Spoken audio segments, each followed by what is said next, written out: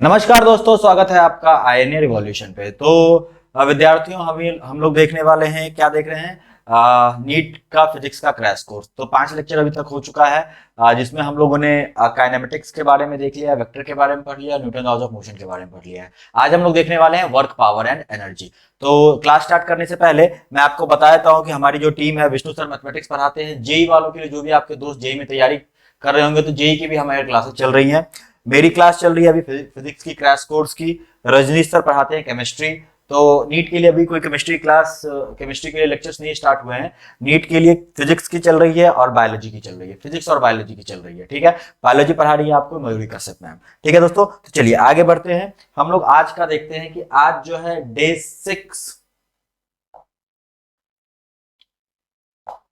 6 day है आज, और आज हम लोग पढ़ने वाले हैं वर्क के बारे में। ठीक है, छठा दिन है अपना, और पढ़ने वाले वर्क के बारे में। वर्क क्या होता है, ठीक है, बेसिक बेसिक सी चीजें आपने पढ़ी हुई होंगी वर्क के बारे में। देखिए, work is equal to, simple क्या लिखते हैं, work is equal to F dot D R, F dot D S भी लिखते हैं। ठीक है, work is equal to F dot D R, और work is equal to F dot D S भी लिखते हैं। यहाँ पे अगर तुम देखोगे तो एसआई यूनिट अगर देखते हैं वर्क का, एसआई यूनिट देखते हैं वर्क का, तो क्या हो जाता है, जूल। क्या लिखते हैं, जूल। इसका अगर डायमेंशन देखते हैं, डायमेंशन देखोगे तो क्या लिखते हैं, ml2t-2। ठीक है, डायमेंशन कितना, ml2t-2, क्योंकि फोर्स का डायमेंशन कितना होता है, mlt-2, और डिस्प्लेसमेंट है तो डिस्प्लेसमेंट का डायमेंशन l होता है, तो ml2t-2 जूल होता है। मतलब न्यूटन इनटू मीटर स्क्वायर को हम लोग क्या लिख देते हैं, जूल लिख देते हैं। ठीक है, कैसी क्वांटिटी है वर्क, स्केलर क्वांटिटी होती है। कैसे क्वांटिटी होती है, स्केलर क्वांटिटी होती है। ये जो होता है वर्क, जो होता है पॉजिटिव भी हो सकता है, वर्क जो हो सकता है नेगेटिव भी हो सकता है, और वर्क जो हो सकता है ये जीरो भी हो सकता है। डिपेंड करता है कि फोर्स और डिस्प्लेसमेंट के बीच में क्या एंगल है। ठीक है, उस पे डिपेंड करता है कि वर्क, क्योंकि देखो डॉट प्रोडक्ट है ना, ये क्या है, डॉट प्रोडक्ट है, डॉट प्रोडक्ट है। ठीक है, वर्क जो है डॉट प्रोडक्ट है किसका, फोर्स और डिस्प्लेसमेंट का, ये डॉट प्रोडक्ट है। ओके, तो simple formula, integration of F dot D are from R1, R initial से R फाइनल। ठीक है, अगर बच्चों यहाँ पे फोर्स की वैल्यू कांस्टेंट हुई, फोर्स की वैल्यू क्या हुई, कांस्टेंट हुई, कोई कांस्टेंट फोर्स लग रहा है, तब जो वर्क डन होगा क्या होगा, देखो फोर्स तो बाहर निकल जाएगा, डॉट इंटीग्रल ऑफ क्या है, dr है।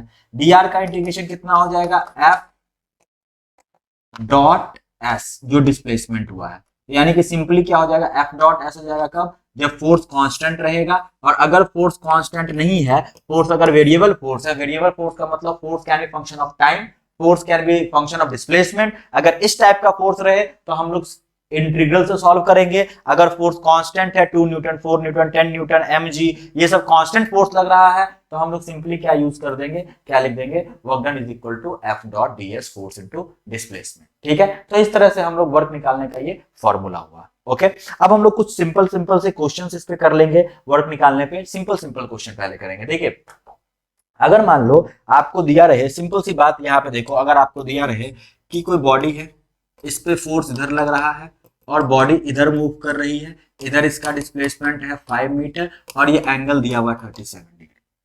ओके ओके, अब यहाँ पे देखो, ध्यान से देखो, क्या पूछ सकता है, आपसे पूछ सकता है work done by this force, दूसरा पूछ सकता है वर्क डन बाय mg, तीसरा पूछ सकता है work done by normal reaction. ठीक है, बहुत ही बेसिक सा क्वेश्चन मैं आपको करवा रहा हूं, बहुत ही बेसिक सा क्वेश्चन है। ध्यान से देखिए, अगर फोर्स के कारण वर्क डन पूछा गया तो, फोर्स के कारण वर्क डन पूछा गया तो, फोर्स इधर है, डिस्प्लेसमेंट इधर है। ठीक है, कांस्टेंट फोर्स लग रहा है, मान लेते हैं 10 न्यूटन का कांस्टेंट फोर्स लग रहा है, ये 5 केजी की बॉडी है, 10 न्यूटन का कांस्टेंट फोर्स लग रहा है।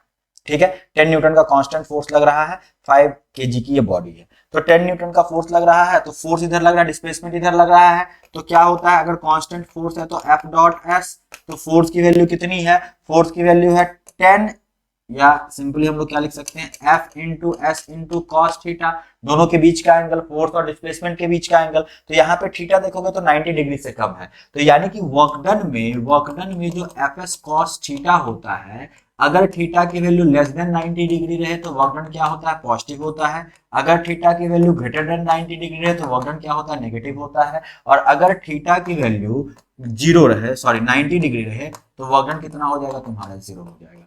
ओके, तो वर्क डन 0 जो होते हैं, क्या क्या केसेस हो सकते हैं जहां पे वर्क डन 0 होता है, ये भी हम लोग आगे अभी जस्ट देखने वाले हैं। ठीक है, तो एफ एस कॉस थीटा, तो फोर्स की वैल्यू 10 है, एस की वैल्यू 5 है, और cos 37 मतलब कितना हो गया 4/5 हो गया। तो कितना जूल आया 40 जूल यहाँ पे वर्क आया।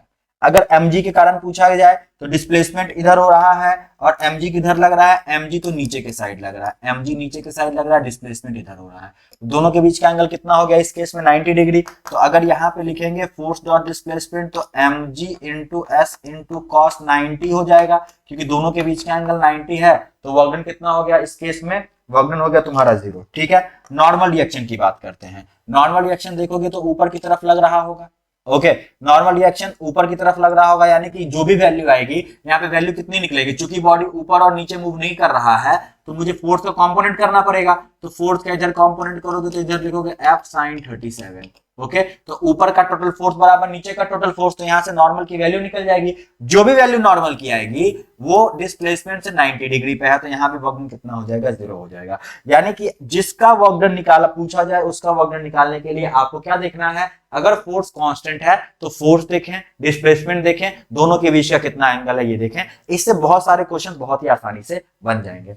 अब एक केस मैं आपको बता रहा था, आपको मैं केस बता रहा था कि वर्क डन 0 कब कब हो सकता है।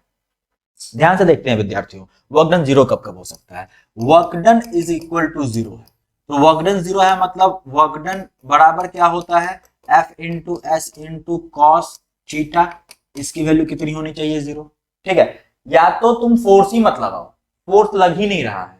ओके, फोर्स बिना फोर्स लग ही नहीं रहा है। ठीक है, तो अगर फोर्स 0 है, पहला ये हो सकता है कि अगर फोर्स 0 है तो वर्क डन क्या मिलेगा 0 मिलेगा।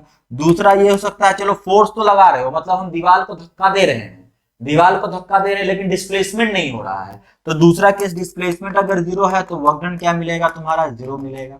ठीक है, तीसरा केस अगर दोनों के बीच का एंगल 90 डिग्री है, मतलब force is perpendicular to displacement, इस केस में भी वर्क डन क्या मिलेगा 0 मिलेगा। जैसे कि अगर कोई बॉडी सर्कुलर मोशन में जा रही है तो सेंट्रीपिटल फोर्स, जो भी फोर्स सेंटर की तरफ लगता है इसको सेंट्रीपिटल फोर्स बोलते हैं। तो जो भी सेंट्रीपिटल फोर्स हो रहा होगा, जो भी फोर्स टुवर्ड सेंटर लग रहा होगा, मीन जो सेंट्रीपिटल फोर्स होगा उसके कारण वर्क डन क्या होगा हमेशा 0 होगा। क्यों, क्योंकि सेंट्रीपिटल फोर्स कहीं भी रहेगा तो डिस्प्लेसमेंट, क्योंकि बॉडी यहाँ पे इधर मूव करेगी, यहाँ पे इधर मूव करेगी, तो डिस्प्लेसमेंट के साथ हमेशा एंगल क्या बनाता है 90 डिग्री बनाता है। तो इस केस में भी वर्क क्या हो जाएगा 0 हो जाएगा।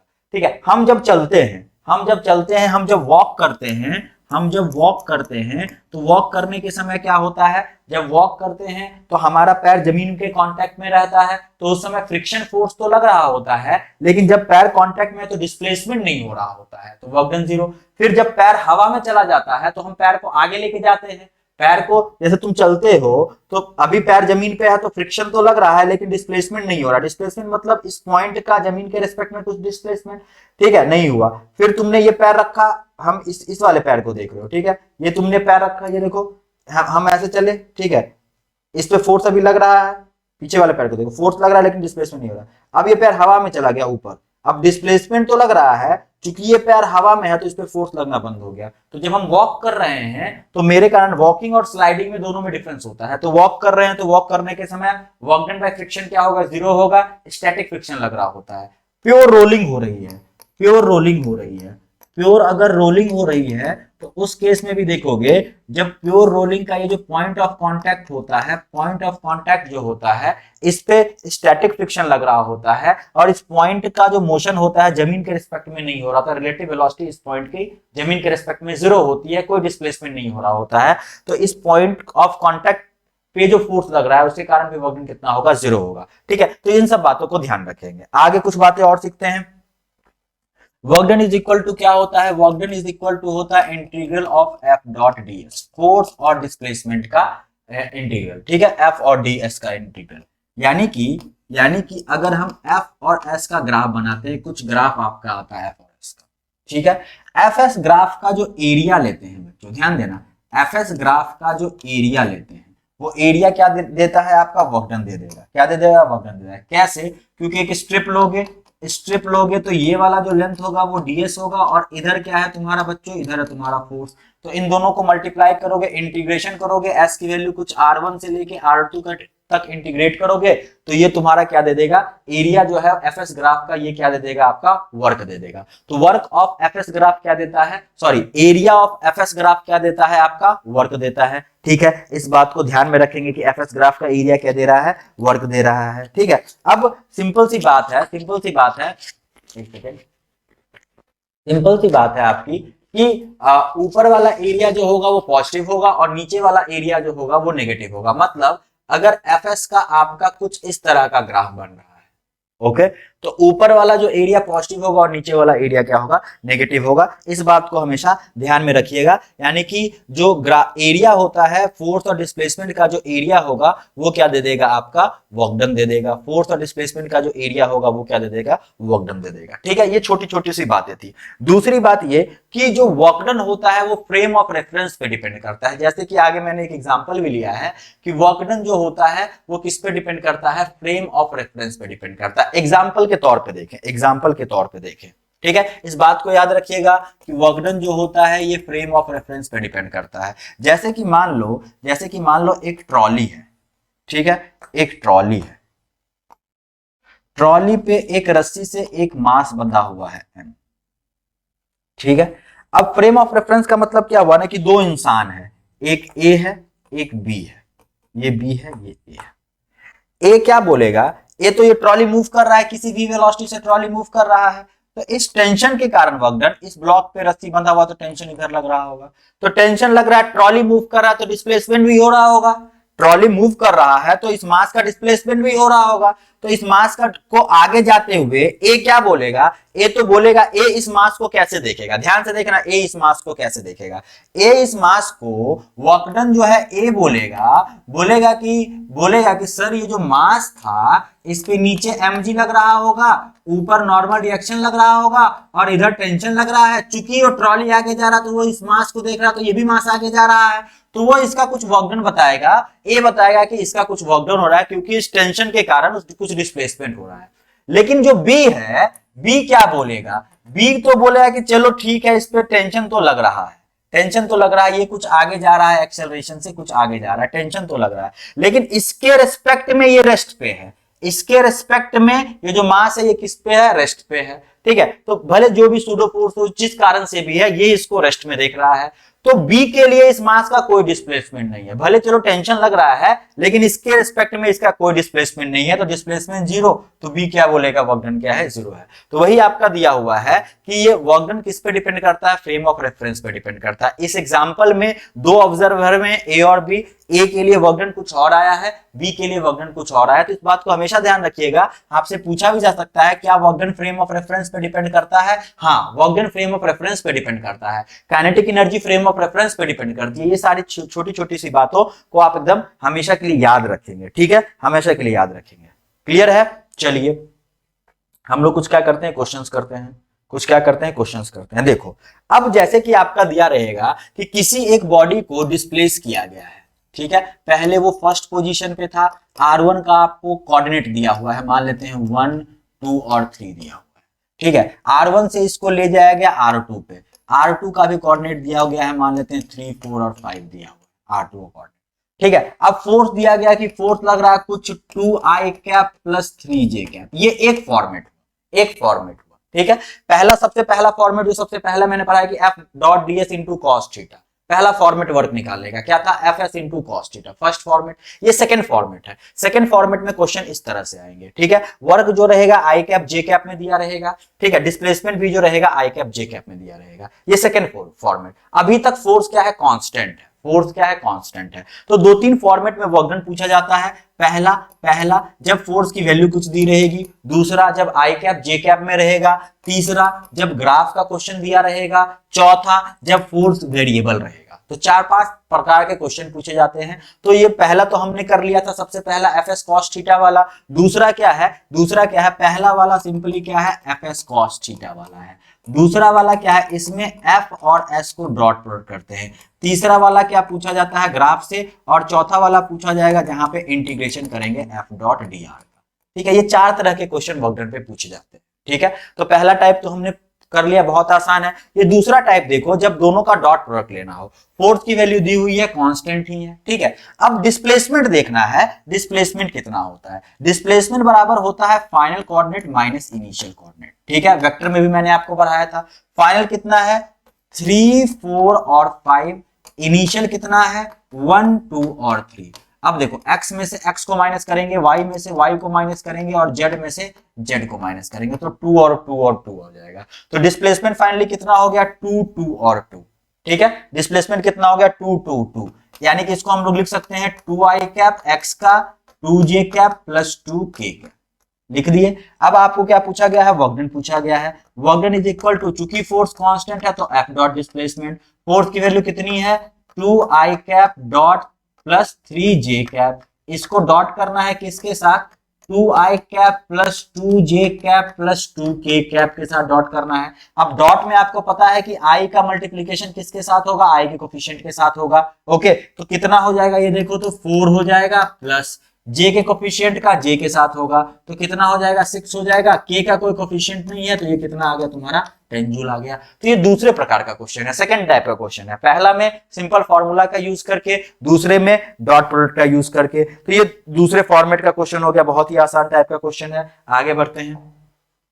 हाँ, अब इसी फॉर्मेट पे एक एग्जांपल मैंने लिया है। ठीक है, क्या लिया है, जो सेम फॉर्मेट मैंने आपको करवाया, क्या है कि एक पॉइंट ए से चलना स्टार्ट किया, ए का कोऑर्डिनेट दिया हुआ है 2 3 4, पॉइंट बी पे गया, बी का कोऑर्डिनेट दिया हुआ है 1 2 3। ठीक है, कोऑर्डिनेट दिया हुआ है, कांस्टेंट फोर्स है, तो कांस्टेंट फोर्स है तो हम लोग सिंपल फॉर्मूला यूज कर सकते हैं एफ डॉट एस। ठीक है, एस कितना हुआ, डिस्प्लेसमेंट का मतलब क्या हुआ, डिस्प्लेसमेंट का मतलब हुआ final coordinate minus initial coordinate, final coordinate minus initial coordinate. तो फाइनल कोऑर्डिनेट कितना है देखो तो 1 2 और 3 है, इनिशियल कोऑर्डिनेट कितना है देखो तो 2 3 और 4 है। अच्छा, इसको माइनस करोगे तो 1 में से 2 गया तो -1, 2 में से 3 गया तो -1 और 3 में से 4 गया तो -1। तो ये डिस्प्लेसमेंट हो गया। इसको क्या लिख सकते हैं, -i cap minus j cap minus k cap. अब वर्क डन निकालना है, चूंकि फोर्स कांस्टेंट है तो F डॉट S कर दो, सिंपली F डॉट S कर दो। अब F डॉट S करोगे, फोर्स की वैल्यू दी हुई है, कितनी दी हुई है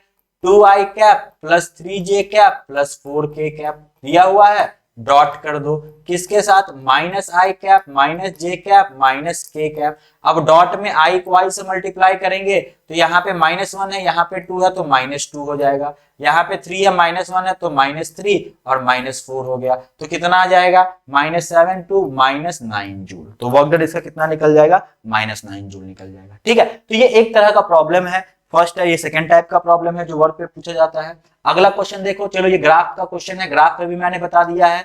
ग्राफ में क्या करना है, ये कुछ इस प्रकार का ग्राफ है कि एक सेकेंड, हाँ ये इस प्रकार का ग्राफ है, इधर फोर्स है, फोर्स ऐसे है। ठीक है, यहीं से ग्राफ स्टार्ट है, कहां से स्टार्ट है, अच्छा ए से स्टार्ट है, सॉरी कहां से ग्राफ स्टार्ट है, ए से स्टार्ट है।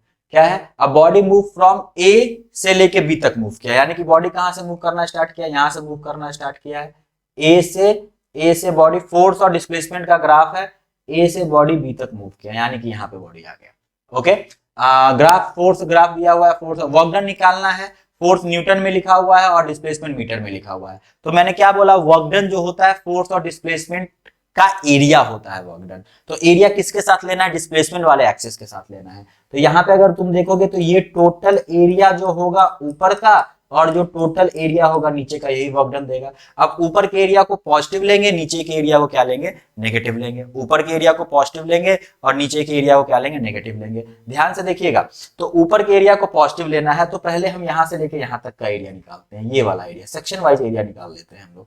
ठीक है, यहाँ से लेके यहाँ तक का एरिया अगर निकालेंगे तो क्या आ जाएगा, देखो तो ये डिस्टेंस, ये तो एक तरह का रेक्टेंगल हो गया, तो ये डिस्टेंस है 1 और ये डिस्टेंस 10, तो 1 इंटू 10 करेंगे तो कितना 10 जूल आ जाएगा। ये कितना हो गया आपका 10 जूल हो गया। Okay, 1 into 10। ओके, अब देखो, अब अगर तुम देखोगे तो यहाँ पे क्या है कि यहाँ पे आपको एक ये दिखा, ये देख रहे हो, ये वाला पार्ट, ये वाला पार्ट देखोगे तो क्या है, ट्रेपीजियम है। ट्रेपीजियम का एरिया क्या होता है, half into sum of parallel side. तो ये 10 है यहाँ से यहाँ तक, ये 15 है, तो 10 और 15 क्या हो गया 25 इंटू दोनों के बीच का डिस्टेंस, दोनों के बीच का पैरेलल साइड के बीच का डिस्टेंस। तो 25 दोनों के बीच का डिस्टेंस 1 है तो इंटू 1 कर देते हैं, तो ये कितना आ जाएगा, देखो तो ये आ गया आपका 12.5 जूल। ठीक है, अभी तीसरा देखोगे तो ये तो सिंपली एक ट्राइंगल हो गया है। ट्राइंगल के लिए क्या करें, हाफ इंटू बेस, यहां से यहां तक 1 है और हाइट यहां से यहां तक कितनी दी हुई है, 15 दी हुई है। तो अगर टोटल को जोड़ोगे तो ये कितना आ गया 7.5 जूल आ गया। ओके 10 जूल, 12.5 जूल और 7.5 जूल, ये सब ऊपर आया तो पॉजिटिव आया है। नीचे वाले के लिए देख लेते हैं, तो हाफ इंटू बेस यहां से यहां तक 4 से लेके 5 तक तो 1 हो गया, और हाइट यहां से यहां तक कितनी है 15 है, तो ये भी कितना आ गया तुम्हारा 7.5 आ गया जूल। चूंकि ये नीचे है तो नेगेटिव होगा, तो टोटल वर्क डन अगर तुम देखोगे तो 10 प्लस 12.5 प्लस 7.5 माइनस 7.5, तो 7.5 प्लस और माइनस तो चला गया, तो 12.5 और 10 बचा है, तो वर्क डन यहाँ पे कितना आ जाएगा, आपका वर्क डन आ जाएगा 22.5 जूल। ए से लेके बी तक का वर्क डन आ जाएगा बच्चों, ठीक है, ए से लेके बी तक का वर्क डन आ जाएगा कितना 22.5 जूल। तो ये एरिया के द्वारा हुआ आपका वर्क डन निकालना है, एरिया के हेल्प से हमने वर्क डन निकाला है, ठीक है। अब तो देख लो बहुत आसान है एकदम, वर्क डन निकालो, और नॉर्मल चीज का एरिया आपको आना चाहिए, स्क्वायर का एरिया पता होना चाहिए, ट्रेपीजियम का एरिया पता होना, ट्रेपीजियम का एरिया तो याद रख लेना, half into sum of parallel side जो है उनको ऐड कर दो, इंटू दोनों पैरेलल साइड के बीच का डिस्टेंस, ये हमेशा याद रखिएगा, ठीक है। अब देखिए, अब यहाँ पे एक बहुत ही सिंपल सा क्वेश्चन पूछा है, ओके, ब्लॉक पुली का प्रॉब्लम है, यहाँ पे कुछ साफ से शायद दिख नहीं रहा है, यहाँ पे देखो, ये एक 1 kg का ब्लॉक है, 1 kg का ब्लॉक है, और यहाँ पे एक 4 kg का ब्लॉक है, 1 kg और 4 kg का ब्लॉक है यहाँ पे, ठीक है। क्या बोला गया है, ब्लॉक पुली सिस्टम यहाँ पे दिया हुआ, इसको रिलीज कर दिया गया है रेस्ट से, वर्क डन बोला गया है कितना दोनों ब्लॉक पे हुआ इन 1 सेकेंड, 1 सेकेंड बाद, किसके किसके कारण वर्क डन पूछा गया है, टेंशन के कारण वर्क डन पूछा गया है, और पूछा गया ग्रेविटेशन फोर्स के कारण वर्क डन पूछा गया है। टेंशन और ग्रेविटेशन फोर्स के कारण 1 सेकेंड में कितना वर्क डन हुआ ये पूछा गया है, ठीक है। तो 1 सेकेंड में ब्लॉक मूव करेगा, ओके, तो यहाँ पे समझिएगा फिजिक्स क्या है, यहाँ पे ध्यान से देखिएगा क्या होगा बच्चों, यहाँ पे देखो तो यहाँ पे क्या होगा कि ये जो ब्लॉक है, ये जो ब्लॉक था आपका, देखना ध्यान से, ये कितना 1 kg का, और ये कितना लटका हुआ है, इससे 4 kg लटका हुआ है सर, 1 kg 4, भारी कौन है, ये 4 kg वाला बोलेगा कि हम भारी, हम नीचे जाएंगे, तो ये नीचे जाएगा कुछ एक्सेलरेशन से, तो ये वाला ब्लॉक नीचे जाएगा आपके एक्सेलरेशन से, और ये वाला ब्लॉक इधर जाएगा ऊपर जाएगा एक्सेलरेशन से। अब दोनों चूंकि एक ही स्ट्रिंग से जुड़ा हुआ, तो इसका जितना एक्सेलरेशन नीचे होगा उतना ही एक्सेलरेशन इसका ऊपर होगा। तो आपको क्या निकालना है, वर्क डन निकालना है। तो वर्क डन निकालने के लिए क्या क्या चाहिए बताओ, तो वर्क डन निकालने के लिए फोर्स चाहिए, और क्या चाहिए, और क्या चाहिए, और चाहिए डिस्प्लेसमेंट। अब आपको डिस्प्लेसमेंट तो तब पता चलेगा ना, डिस्प्लेसमेंट निकालने के लिए अगर एक्सेलरेशन हो रहा है तो डिस्प्लेसमेंट निकालने के लिए ut plus half at square use करेंगे, क्योंकि टाइम दिया हुआ है 1 सेकंड के लिए। तो अब क्या करोगे, तो यहां पे सबसे पहले एक्सेलरेशन निकालना पड़ेगा। तो आपको तो पता है ना कि इस तरह के सिस्टम का एक्सेलरेशन कैसे निकालते हैं, एक शॉर्टकट तरीका भी बताया था कि net force divide by mass कर दो, या आप सिंपली लिख सकते हैं, क्या कर सकते हैं, जितना ज्यादा नेट फोर्स वाला नहीं चलाना है दिमाग, तो नीचे 4g लग रहा होगा सर, ऊपर टेंशन लग रहा होगा, इसमें नीचे 1g लग रहा होगा, ऊपर टेंशन लग रहा होगा। इसके लिए इक्वेशन लिखेंगे sir t minus mg is equal to mass into acceleration, पहले वाले के लिए, क्योंकि ये ऊपर जा रहा है, ये नीचे जा रहा है सर, तो इसके लिए क्या लिखेंगे सर, नेट फोर्स मतलब 4g माइनस टी, क्योंकि ये नीचे जा रहा है, तो नेट फोर्स मतलब 4g minus T is equal to mass into acceleration. Sir हम दोनों को जोड़ देंगे तो t से t चला जाएगा, तो 3g is equal to 5a आ जाएगा, 3g is equal to 5a आ जाएगा, दोनों को ऐड किए हैं, यानी कि एक्सेलरेशन की वैल्यू सर 3g बाई 5 आ गई। तो हमने सर एक्सेलरेशन की वैल्यू निकाली, कितनी निकाली, कितनी आई है बच्चों, यहाँ पे 3g बाई 5 आई है। अब टेंशन निकालना हो तो पहला वाला जो इक्वेशन है ना, उसमें एक्सेलरेशन की वैल्यू पुट कर दो। तो फर्स्ट वाले इक्वेशन को हम लोग g प्लस ए लिख सकते हैं, यानी कि g प्लस ए की वैल्यू कितनी है 3g बाई 5, यानी कि कितना हो जाएगा 8g बाई 5, यानी कि टेंशन कितना आ गया है बच्चों 8g बाई 5। तो हमने टेंशन निकाल लिया, और क्या निकाल लिया, एक्सेलरेशन निकाल लिया। क्या बोला गया है, आपसे बोला गया है डिस्प्लेसमेंट बोला गया है 1 सेकेंड में, अगर बॉडी रेस्ट से स्टार्ट हुई है तो, ठीक है, वर्क डन पूछा गया है ना, सॉरी। तो डिस्प्लेसमेंट इज इक्वल टू क्या होता है, ut plus half at square, u की वैल्यू तो 0 क्योंकि रेस्ट से स्टार्ट हुई है, प्लस हाफ, a कितना निकला है, a देखो तो 3g बाई 5, और टाइम 1 सेकेंड का पूछा गया है, तो यानी कि ये 3g बाई 10 मीटर हो जाएगा। डिस्प्लेसमेंट कितना हो गया 1 सेकेंड बाद, 3g बाई 10 मीटर।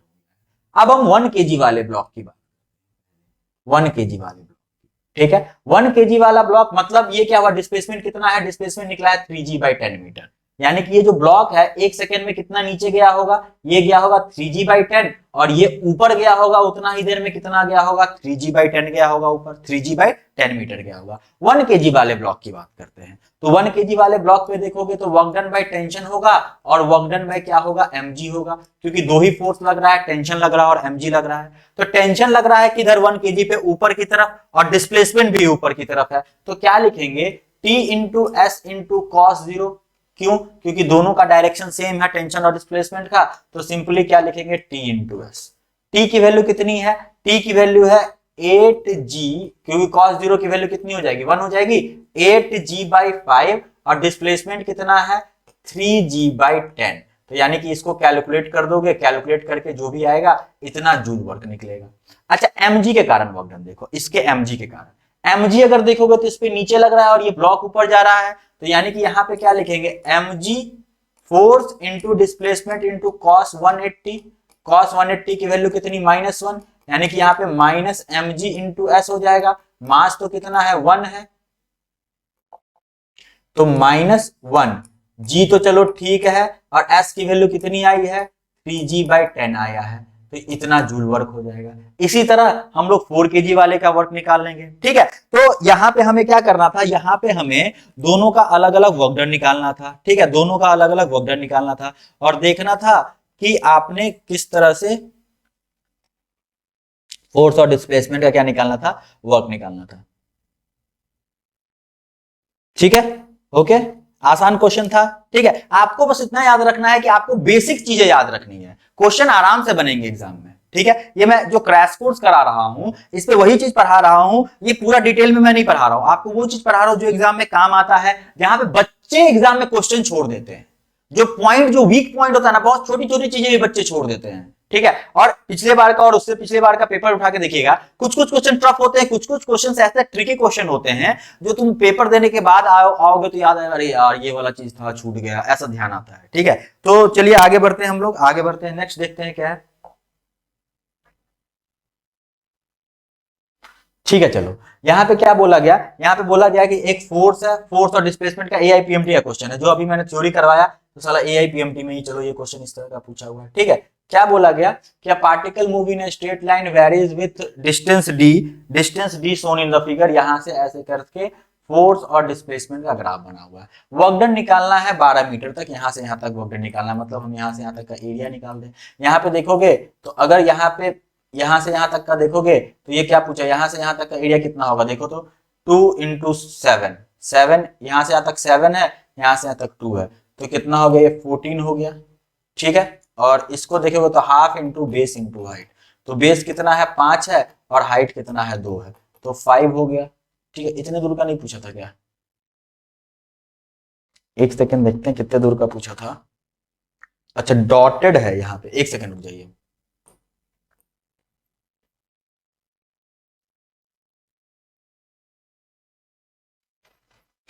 यहाँ देखो, यहाँ क्या है कि इतने ही दूर का है, यहाँ पे डॉटेड है, यहाँ पे कोई फोर्स नहीं लग रहा है, मुझे लगा कि वो ग्राफ आपका छूट गया, यहाँ पे कोई फोर्स नहीं लग रहा है, ठीक है, ये डॉटेड है, यहाँ से यहाँ तक डॉटेड है, फोर्स इतने दूर में ही लग रहा है। तो इसका अगर देखोगे तो बेस यहाँ से यहाँ तक 4, और हाइट कितनी है, 2, तो ये हो गया तुम्हारा 8, ओके। और यहाँ पे अगर तुम देखोगे तो ये तो ट्राइंगल बन गया, तो हाफ बेस यहाँ से यहाँ तक कितना है, 7 से 12 हो गया 5, और हाइट देखोगे तो 2 ने 2 मारा तो 5, तो 8 और 5 कितना हो गया, 13 जूल। तो इसका आंसर क्या आ जाएगा तुम्हारा, 13 जूल आ जाएगा इसका आंसर, ठीक है। वो डॉटेड लाइन मुझे नहीं ध्यान रहा।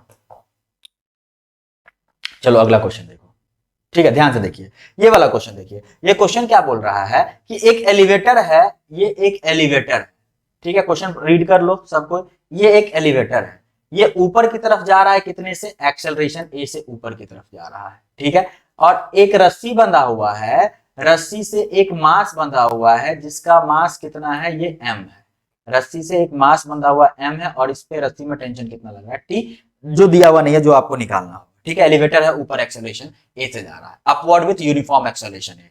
अब आपको क्या निकालना है, ध्यान से क्वेश्चन को पढ़ो, आपको निकालना है work done by tension on the block, tension के कारण इस ब्लॉक पे कितना वर्क डन हो रहा है, ठीक है। लेकिन कैसे कैसे निकालना है, टी टाइम में निकालना है, एक तो ग्राउंड फ्रेम से निकालना है टी टाइम में, और दूसरा लिफ्ट के फ्रेम से निकालना है। ग्राउंड फ्रेम से निकालना है, लिफ्ट के फ्रेम से निकालना है, दोनों फ्रेम से निकालना है बच्चों, ठीक है। तो सबसे पहले देखो कि अगर लिफ्ट के फ्रेम से देख लेते, सबसे आसान क्या होगा, लिफ्ट के फ्रेम से। तो लिफ्ट के फ्रेम में क्या बोलोगे, अगर हम लिफ्ट के फ्रेम से बात करें तो मतलब मैं लिफ्ट में ही खड़ा हूं, लिफ्ट के फ्रेम से बात करें तो लिफ्ट में ही खड़ा हूं, तो लिफ्ट में तुम खड़े हो तो तुम्हारा भी एक्सेलरेशन ऊपर की तरफ कितना हो रहा है, ए हो रहा है। तुम क्या बोलोगे कि तुम्हारे रेस्पेक्ट में ये तो किसमें है, ये रेस्ट में है क्या, लिफ्ट के फ्रेम में, क्योंकि तुम भी लिफ्ट में हो, ब्लॉक भी लिफ्ट में है और लिफ्ट ऊपर जा रहा है, ए एक्सेलरेशन तो तुम भी ऊपर जा रहे हो ऐसे, ब्लॉक भी ऊपर जा रहा है ऐसे, तो तुम्हारे रेस्पेक्ट में ब्लॉक किसमें है, रेस्ट में है, क्योंकि तुम दोनों लिफ्ट में हो, तो रेस्ट में है, तो तुम्हारे रेस्पेक्ट में ये जो आदमी है इसके रेस्पेक्ट में तो ब्लॉक का कोई डिस्प्लेसमेंट ही नहीं है,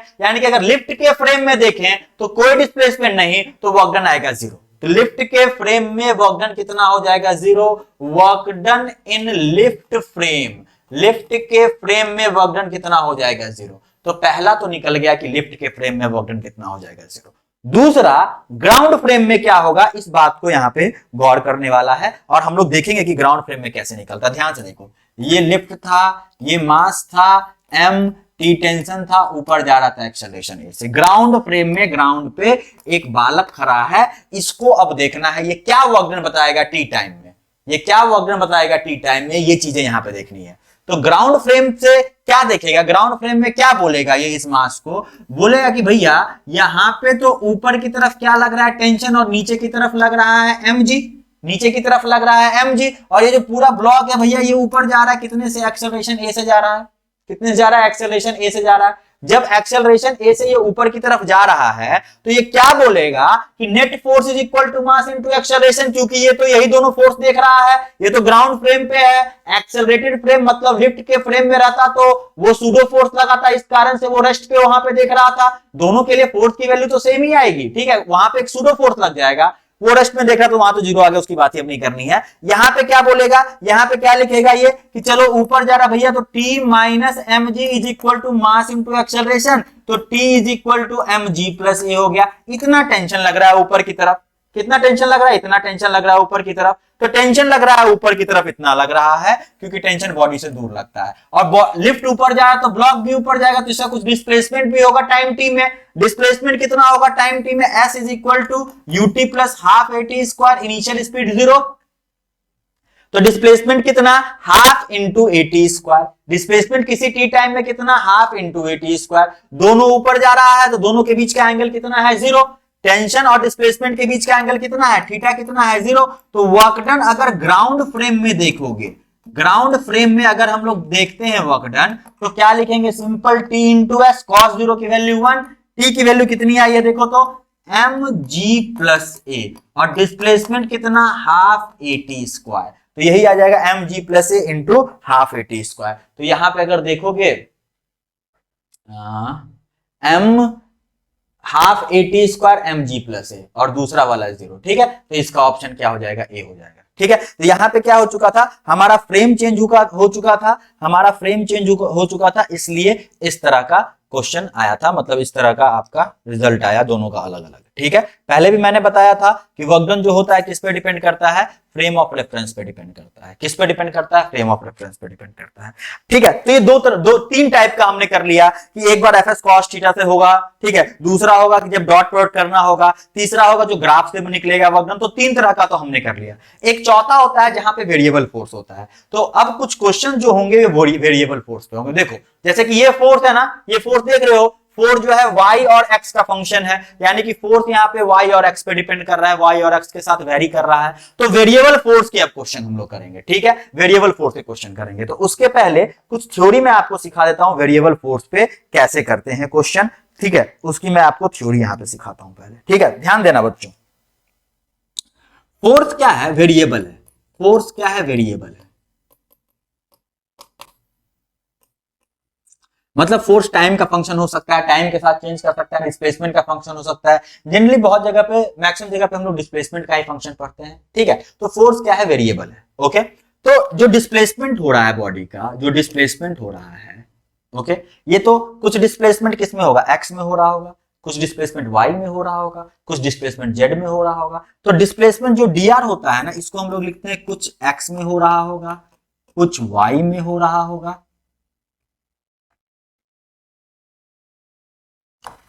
और कुछ किस में हो रहा होगा, जेड में। एक्स डी आर को हमने क्या लिख दिया, डी एक्स वाई और जेड, ठीक है, डी एक्स वाई और जेड, ठीक है। अब देखो तो फोर्स जो वेरिएबल है उसका भी कुछ फंक्शन होगा, मतलब एफ एक्स में होगा, वाई में होगा, जेड में होगा, ठीक है। तो work done is equal to क्या करते हैं, मान लो कि फोर्स आपका दिया हुआ है, फोर्स कुछ भी है, फोर्स कुछ इस तरह से दिया हुआ है, F x I cap plus, अब ये कांस्टेंट भी हो सकता है, वेरिएबल भी हो सकता है, कुछ भी हो सकता है, ठीक है, F Y J cap plus F Z के कैप, ये दिया हुआ। अब वर्क डन निकालोगे तो इंटीग्रेशन करोगे, किसका करोगे, एफ डॉट डी आर का करोगे, ठीक है। फोर्स की वैल्यू कितनी, फोर्स की वैल्यू कितनी, फोर्स है तुम्हारा F x I cap plus F Y J cap plus F Z के कैप। अब इसका डॉट करें डिस्प्लेसमेंट के साथ, तो डिस्प्लेसमेंट अगर तीनों में हम लिख लेते हैं, तीनों में हो रहा है, और जिसमें जिसमें हो रहा है उसी का हम लोग इंटीग्रेशन लिमिट उसी के जगह पे फिर उसी का यूज करेंगे जिसका जिसका हो रहा है। तो यहाँ पे देखो तो सिंपली हम लोग क्या लिख देंगे, dx I cap plus dy j cap plus dz k cap. हमने ये पूरा अपनी जिम्मेदारी पूरी कर ली, अपनी जिम्मेदारी हमने क्या कर ली, पूरी कर ली, ठीक है, अपनी जिम्मेदारी पूरी कर ली। अब उसके बाद इसको इंटीग्रेट कर दो, कहां से कहां तक बॉडी जा रहा है उसका लिमिट लगा लो। अब इसको डॉट लेना है, डॉट ले लो, आई को आई के साथ लो, जे को जे के साथ लो, के को के के साथ लेना है। फॉर एग्जाम्पल अगर मान लो कि इसमें छोटे छोटे एग्जाम्पल से हम आगे बढ़ेंगे, ठीक है। सबसे छोटा एग्जाम्पल मान लो, सबसे छोटा एग्जाम्पल कि मैंने क्या बोला,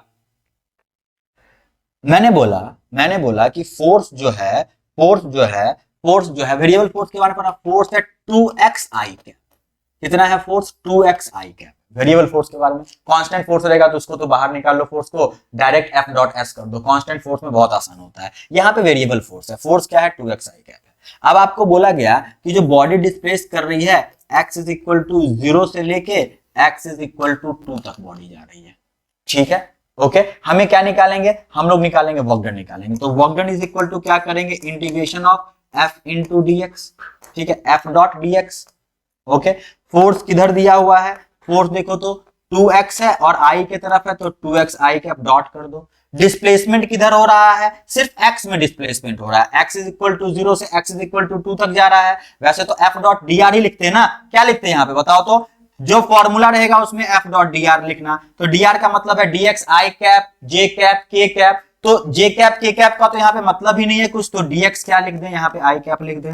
आगे बढ़ो, इंटीग्रेशन करो, i को i के साथ डॉट करेंगे तो 2x dx हो जाएगा। आगे बढ़ो, 2 को बाहर निकालो, क्या बच गया तुम्हारा, x dx बच गया। x कहां से कहां तक, ये वेरिएबल जो है इंटीग्रेशन में कहां से कहां तक, 0 से लेके 2 तक ले जाया गया, तो यहाँ पे 0 से लेके 2 पुट कर दो। आगे बढ़ो 2, इसका इंटीग्रेशन x dx का कितना होता है, x स्क्वायर बाई 2 होता है, 0 से लेके 2 तक, 2 ने 2 को मारा तो 4 माइनस 0, ऊपर वाला लिमिट पुट किए, नीचे वाला लिमिट पुट किए, तो कितना आ गया तुम्हारा 4 जूल। तो वर्क कितना निकल गया बच्चों तुम्हारा, यहाँ पे 4 जूल निकल गया, ठीक है। ये सिंपल सा इंटीग्रेशन है, यहाँ पे बहुत ही सिंपल सा है, बहुत ही आसानी से हम लोग कर सकते हैं यहाँ पे, ठीक है, बहुत ही आसानी से कर सकते हैं। देखिए ये तो सिंपल सा हो गया। अच्छा मान लो थोड़ा सा इसमें टफ कर दिया, ओके। क्या बोला यहाँ पे दूसरा क्वेश्चन बोला कि सर जो फोर्स है वो है आपका x I cap plus Y ji cap, force x में भी है वाई में। अब आप किसी बॉडी को ले जा रहे हो 0 से ले जा रहे हो कहां तक, 1 तक ले जा रहे हो। अब बताओ कितना वर्क डन करना पड़ेगा। तो अब देखोगे कि फोर्स एक्स वाई दोनों में है और डिस्प्लेसमेंट भी एक्स और वाई दोनों में हो रहा है। ऐसा नहीं है कि डिस्प्लेसमेंट सिर्फ एक्स में हो रहा है, डिस्प्लेसमेंट भी एक्स वाई दोनों में हो रहा है। तो हम क्या करें, हम work done is equal to लिखेंगे sir F dot D R, ठीक है। एफ की वैल्यू लिखो, F is equal to X I cap है और वाई जे कैप है, dot dot D R is equal to क्या होता है, डी एक्स आई कैप होता है plus D Y J cap होता है। जेड में है नहीं तो जेड में लिखने की जरूरत नहीं है। इंटीग्रेशन करो, यहाँ पे देखो i का i के साथ गुना मतलब मल्टीप्लीकेशन होगा तो x dx हो जाएगा, प्लस y का y के साथ होगा तो y है यहाँ पे j के आगे और यहाँ पे कितना है dy है, तो सिंपली x dx और y dy हो गया, ठीक है। अब ध्यान से देखना यहाँ पे। अब क्या करें, अब इसको पूरा खोल दो, मतलब x dx को एक साथ रहने दो और y dy को एक साथ रहने दो। x का मान कहां से कहां तक बदला है, 0 से 1 गया है, लिमिट 0 से 1। y का मान कहां से कहां तक बदला है, तो सर 0 से 1 गया है, तो यहाँ भी 0 से 1 कर दो, दोनों जगह 0 से 1 कर दो। अब देखोगे तो इसका इंटीग्रेशन कर लो, इसका इंटीग्रेशन कितना हो जाएगा देखो तो एक्स स्क्वायर बाई 2 लिमिट लगा दो 0 से 1 plus Y square by 2 limit लगा दो 0 से 1। यहाँ पे देखोगे तो ये 1/2 आएगा प्लस 1/2 आएगा इज इक्वल टू 1 जूल हो जाएगा। तो ये दूसरे वैरायटी का, वेरिएबल में ही दूसरे वैरायटी का क्वेश्चन जब इस तरह से रहे तो। एक और वैरायटी का क्वेश्चन हम करवाते हैं वेरिएबल में ही, 2-3 ही वैरायटी करना है, ओके, उसके अलावा करना नहीं है। एक चीज पहले यहाँ पे सीख लेते हैं। मान लेते हैं विद्यार्थियों ऐसा रहा कि अगर देखो कि x और y दोनों का डिफरेंशिएशन करना है, इसका डिफरेंशिएशन कैसे करेंगे? ठीक है, एक तो dx होता है, एक dy होता है। अगर dxy रहा, इसका मतलब क्या हुआ ना, देखो इसका मतलब क्या हुआ, एक बार x को बाहर रखो y का डिफरेंशिएशन करो, फिर दूसरी बार y को बाहर रखो x का डिफरेंशिएशन करो। मतलब हम dxy को ऐसा लिख सकते हैं, देखो x को बाहर रखो y का डिफरेंशिएशन करो, फिर y को बाहर रखो x का डिफरेंशिएशन करो। मतलब हम इसको इस फॉर्म में लिख सकते हैं, ये याद रखिएगा, इसको हम इस फॉर्म में लिख सकते हैं। सिमिलरली अगर कहीं क्वेश्चन बनाते समय आपका ये फॉर्म आ गया तो हम उसको इस फॉर्म में कन्वर्ट करके लिख सकते हैं। ठीक है, और अच्छा मान लो अगर ऐसा रहा d of x square y, ऐसा है, यहाँ पे तो एक्स वाई था तो एक को बाहर रखे दूसरे को डिफरेंशिएट किए, इसमें भी वैसा ही करेंगे। जैसे एक्स स्क्वायर है ना, तो क्या करो ना, एक बार ये एक्स का टर्म हो गया, वाई का टर्म हो गया, तो एक्स के टर्म को बाहर रखो, तो एक्स स्क्वायर को बाहर रख लिए, और वाई को डिफरेंशिएट करो तो वाई को डिफरेंशिएट डी वाई कर लिए, प्लस दूसरी बार क्या करना है कि वाई के टर्म को बाहर रखो तो वाई के टर्म को बाहर रख लिए। अब किसको डिफरेंशिएट करना, एक्स स्क्वायर को डिफरेंशिएट करना है। तो एक्स स्क्वायर का डिफरेंशिएशन कितना होता है, एक्स स्क्वायर का अगर एक्स के रेस्पेक्ट में डिफरेंशिएट करेंगे तो कितना होगा, 2x होगा क्या एक्स स्क्वायर का डिफरेंशिएशन। ठीक है, और यहाँ पे क्या आना चाहिए, dx आना चाहिए। ठीक है ना, क्योंकि अगर यहाँ पे dy है तो इस साइड dx भी तो रहेगा, तो एक्स स्क्वायर का डिफरेंशिएशन इतना। उसी तरह मान लो एक और मैं एग्जांपल आपको देता हूं, मान लेते हैं एक्स क्यूब और y का किए, तो देखो पहले क्या करो, एक्स क्यूब को बाहर रखो और y को डिफरेंशिएट कर दो, फिर प्लस, अब y को बाहर रखना है, एक्स क्यूब का डिफरेंशिएशन करना है तो कितना होगा, 3x स्क्वायर हो जाएगा, इंटू क्या करेंगे, dx तो करना ही पड़ेगा ना। ठीक है, तो अगर इस फॉर्म में अगर क्वेश्चन बनाते समय आपको ये फॉर्म आ गया तो उसको आप आराम से यहां पे ऐसे कन्वर्ट कर सकते हैं। और ये मैं क्यों सिखा रहा हूं, जिस तरह से बच्चों dx का इंटीग्रेशन x हो जाता है, dy का इंटीग्रेशन y हो जाता है, तो dxy का इंटीग्रेशन xy हो जाएगा, और dx स्क्वायर y का इंटीग्रेशन x स्क्वायर y हो जाएगा। बोलोगे सर ये कहां पे काम आएगा, बिल्कुल काम आएगा। यहां पे देखो, इसी में जो वेरिएबल फोर्स था उसमें कभी कभी क्या करता है बच्चों, टफ पूछ देता है। क्या टफ पूछ देता है, और बिल्कुल ध्यान रखिए टफ पूछेगा ही पूछेगा आपसे क्वेश्चन। ऐसा क्वेश्चन बिल्कुल नहीं आएगा जो एकदम जो 12-13 घंटे नहीं पढ़ेगा ना एग्जाम के लिए, वो क्वालिफाई नहीं कर पाएगा।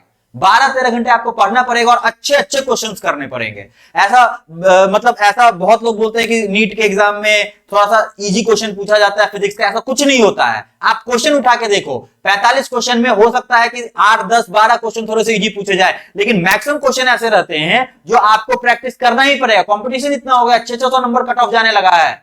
ओके, तो बच्चे इतना मेहनत कर रहे हैं कि क्वेश्चन कहां से लाके, धीरे धीरे क्वेश्चन का लेवल बन रहा है। आज से 5 साल 7 साल पहले का और अभी के एग्जाम में काफी डिफरेंस आ गया है। पिछले 10 साल के पहले का पेपर उठा के देखिए और अभी 2 साल के पहले का पेपर, 1 साल के पहले का पेपर उठा के देखिए, उसमें काफी डिफरेंस है, लेवल का डिफरेंस है। ओके, तो आपको फिजिक्स स्ट्रांग करनी पड़ेगी और अच्छे लेवल की तैयारी करनी पड़ेगी। जैसे लोग बोलते हैं कि एससीबी सॉल्व मत करो नीट के एग्जाम के लिए, क्यों नहीं सॉल्व करो भाई, एससीबी सॉल्व करो। कुछ कुछ क्वेश्चन जो लास्ट के 2-4 क्वेश्चन लगते हैं जहां पे बहुत ज्यादा ही इंटीग्रेशन डिफरेंशिएशन पे क्वेश्चन आने लगते हैं, वो मत सॉल्व करो। जो क्वेश्चन आपको कॉन्सेप्ट बनाने में बिल्ड कर रहा है वो क्वेश्चन तो सॉल्व करो।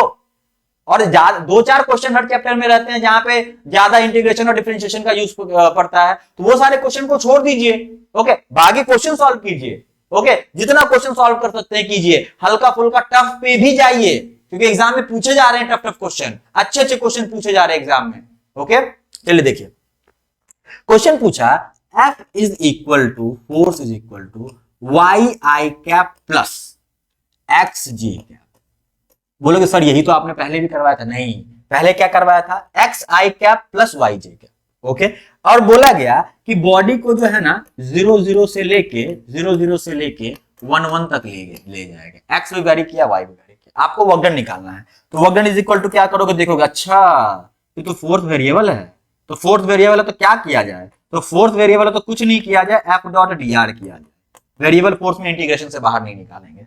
फोर्स का कितना वैल्यू दिया हुआ है, अच्छा ये तो वाई आई कैप है और एक्स जे कैप है। अच्छा ये dr को क्या लिख सकते हैं, एक्स वाई में दोनों में जा रहा है तो dx I cap plus dy j cap लिख दो।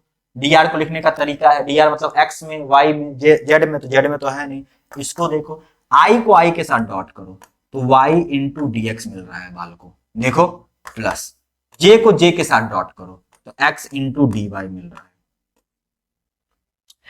y dx x dy, y dx x dy क्या अभी मैंने बताया, 2-3 फॉर्म बताया था।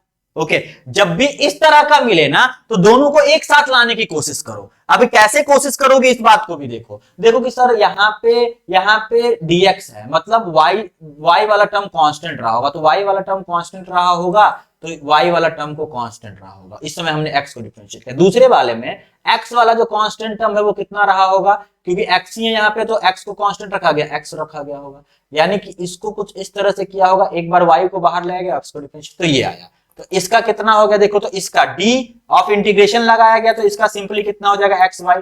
लिमिट लगा दो 0 से 0, 1 से 1, 0 0 से 1 1। एक बार ऊपर वाली वैल्यू पुट करो 1 इंटू 1 माइनस नीचे वाली वैल्यू दोनों की जगह पुट करो 0 इंटू 0, तो कितना हो गया 1 जूल हो गया। सिंपल निकल जाएगा। इस तरह के क्वेश्चन भी बहुत ही आसान तरीके से बनने लगेंगे। कोई दिक्कत कोई परेशानी है तो बताएं, ठीक है। कोई दिक्कत कोई परेशानी होगी बच्चों तो कमेंट करके बता देना।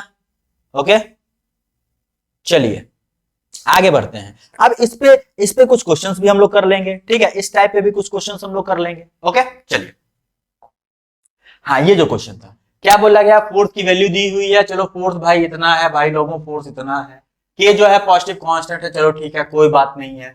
पार्टिकल एक्स वाई प्लेन में मूव करना स्टार्ट किया, ऑरिजिन से स्टार्ट कर रहा है मूव करना।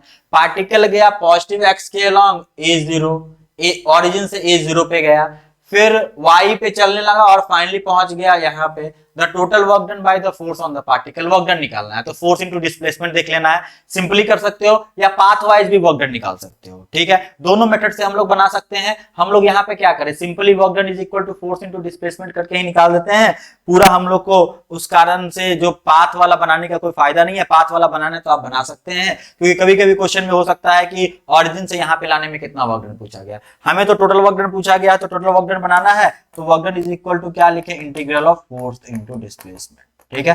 वेरिएबल फोर्स से हम बाहर नहीं निकाल सकते हैं तो माइनस के है Y I cap plus X J cap है, अभी सर ने करवाया था ये। डी आर कितना है, D X I cap plus D Y J cap, के तो है नहीं तो के तो छोड़ दो, रहने दें आप।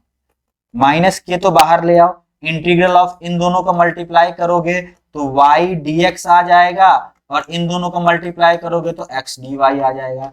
यानी कि माइनस के integral of Y D X और एक्स डी वाई को करोगे तो डी एक्स वाई आ जाएगा, तो डी एक्स वाई कर दिए। यानी कि यहाँ पे अगर तुम जाओगे तो total work done is equal to minus के और डी एक्स वाई का इंटीग्रेशन कितना हो जाएगा, एक्स वाई हो जाएगा। लिमिट लगा दो, लिमिट कहां से लगाना है, जहां से चलना स्टार्ट किया है जहां तक पहुंचा है, तो चलना स्टार्ट किया है 0 0 से, पहुंचा है फाइनली ए पे, तो माइनस के तो है यहाँ पे, ऊपर वाले को पुट करोगे तो ए और ए दोनों की जगह तो ए स्क्वायर माइनस 0, तो कितना हो जाएगा माइनस के स्क्वायर, तो वर्क डन कितना हो जाएगा यहाँ पे माइनस के स्क्वायर, ठीक है। तो सिंपल जो मैंने आपको बताया था उस हिसाब से आपने क्या बना लिया, यहाँ पे वर्क डन निकाल लिया है। क्लियर है बच्चों, आगे बढ़े, बोलो। 2-4 क्वेश्चन और होंगे इस पे जो मैं लेके आया हूं, इसमें पीडीएफ में आपको मिल जाएंगे क्वेश्चन, ठीक है। 2-4 क्वेश्चन और होंगे वो आराम से कर सकते हैं।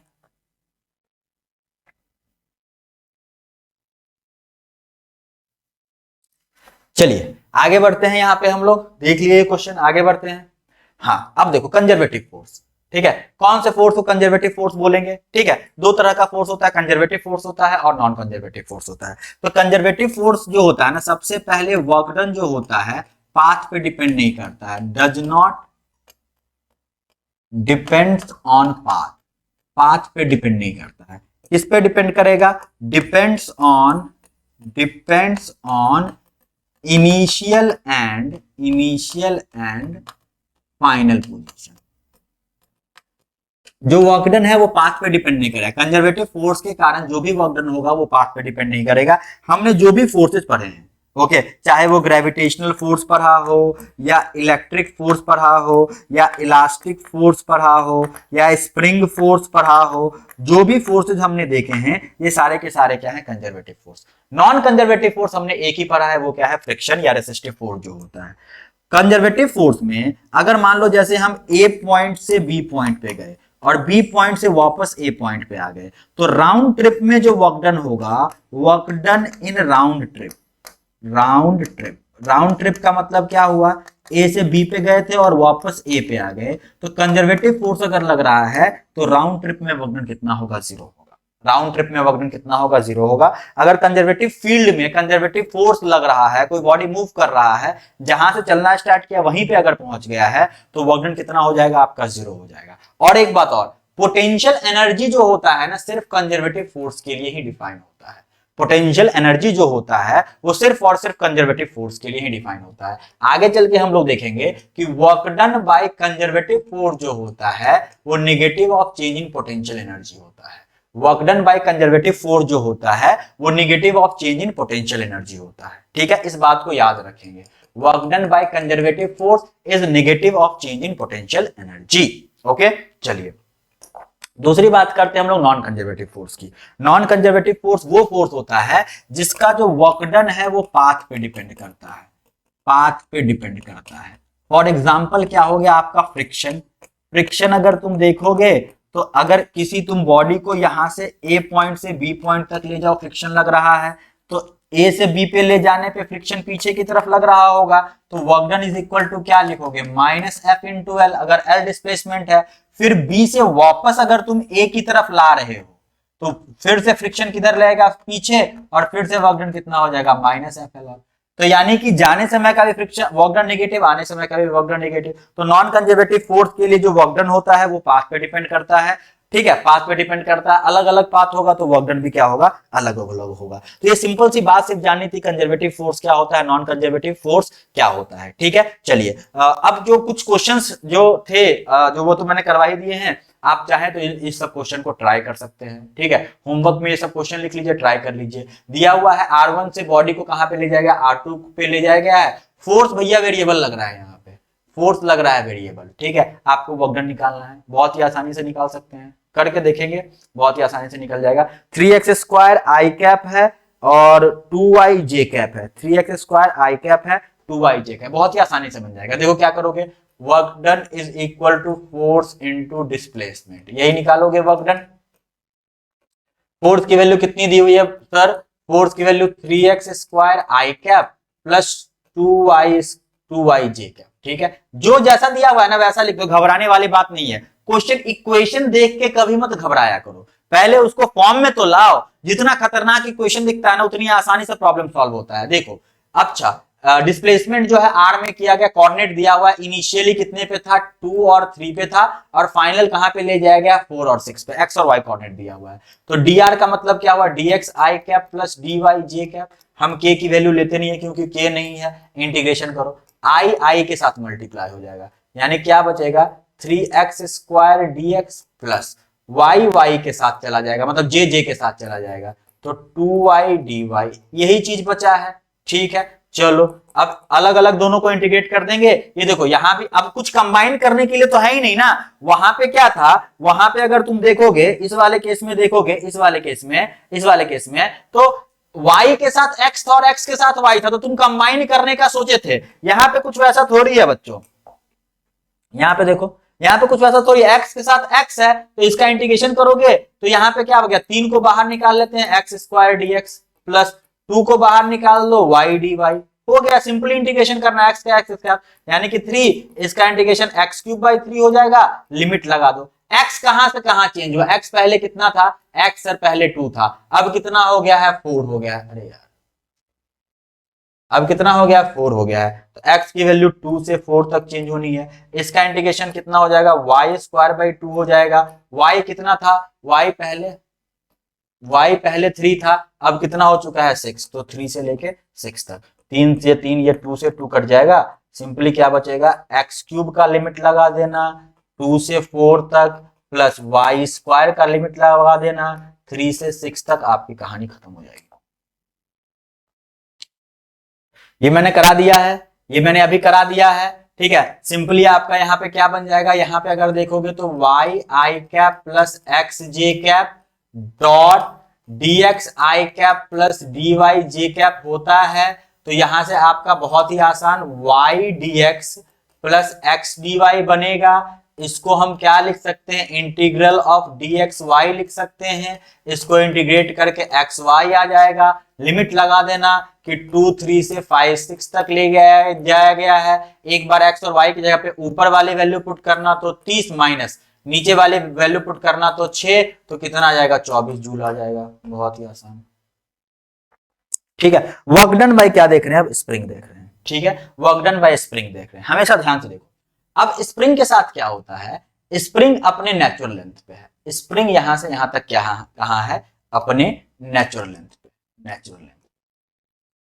अब स्प्रिंग को तुम खींचो, तुमने बाहर से फोर्स लगा के स्प्रिंग को खींचा, यानी कि हम क्या कर रहे हैं, इलॉन्गेशन कर रहे हैं, इलॉन्गेशन कर रहे हैं। तो बाहर से फोर्स लगा के स्प्रिंग को तुम खींचोगे, तो जैसे ही तुम खींचना स्टार्ट करोगे उसी इंस्टेंट पे, जैसे ही अपने नेचुरल लेंथ से बाहर भागा स्प्रिंग, उसी इंस्टेंट पे स्प्रिंग फोर्स लगने लगेगा ऑपोजिट डायरेक्शन में। तो एक स्प्रिंग फोर्स लगने लगेगा, एक स्प्रिंग फोर्स लगने लगेगा पीछे की तरफ एफएस।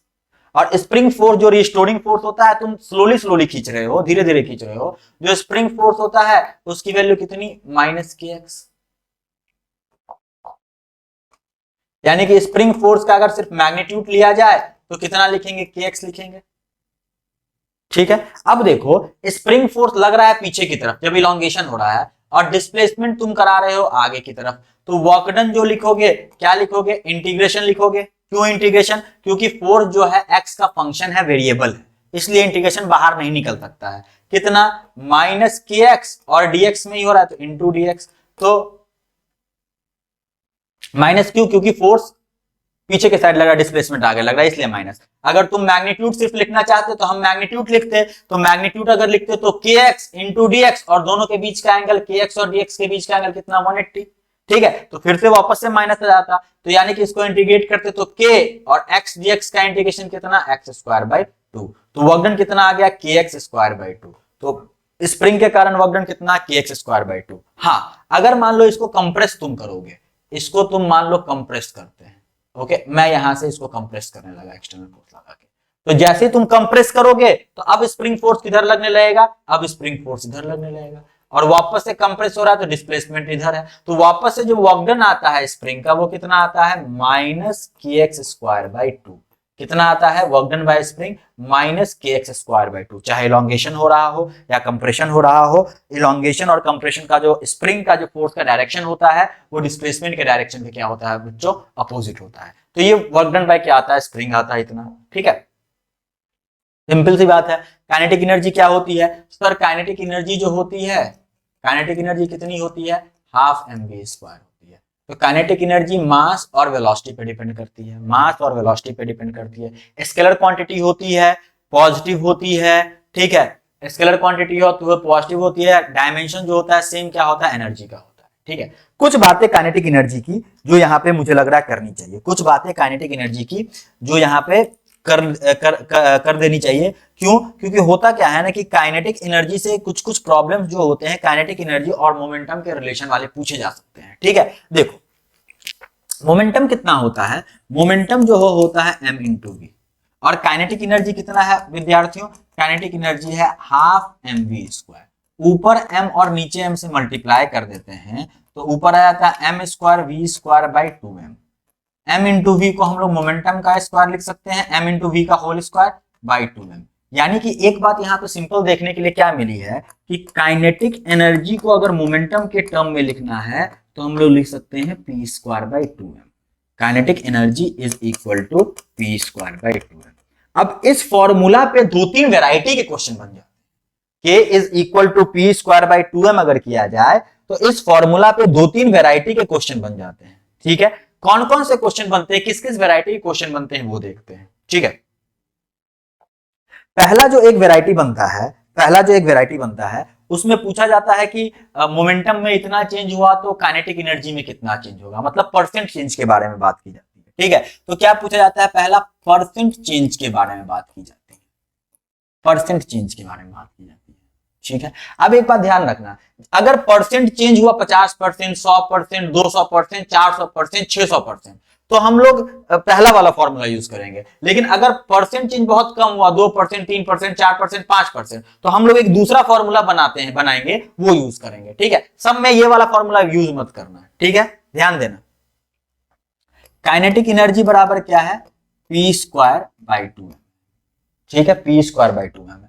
अगर मान लो कि percent change in kinetic energy पूछा गया, percent change in kinetic energy, delta मतलब चेंज, तो परसेंट चेंज का मतलब क्या हुआ, काइनेटिक एनर्जी फाइनल ये पूछा गया है, minus kinetic energy initial divide by kinetic energy, change यही ना, फाइनल माइनस इनिशियल इनटू 100, ये होता है ना percent change, final minus initial divide by initial into 100। ठीक है, अब काइनेटिक एनर्जी की वैल्यू, काइनेटिक एनर्जी बराबर क्या है, p²/2m, तो यहाँ पे क्या लिखोगे, pf²/2m minus pi²/2m divide by pi²/2m into 100, जो बाय में 2m है वो सब कट जाएगा। ठीक है, तो अगर percent change in kinetic energy पूछा गया और अगर मोमेंटम का परसेंट चेंज दिया हुआ है, तो हम लोग कुछ इस तरह से उसको सॉल्व कर सकते हैं। ठीक है, हम लोग कुछ इस तरह से उसको सॉल्व कर सकते हैं।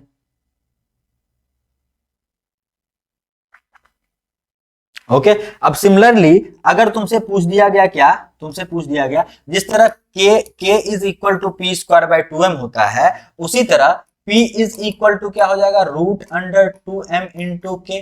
तो अगर तुमसे पूछा गया परसेंट चेंज इन मोमेंटम, मतलब momentum final minus momentum initial by momentum initial into 100, अब मोमेंटम का फॉर्मूला क्या है, मोमेंटम बराबर √2m के, तो 2m ऊपर और नीचे रहेगा तो कोई मतलब नहीं है, तो √k final minus √k initial by √k initial into 100।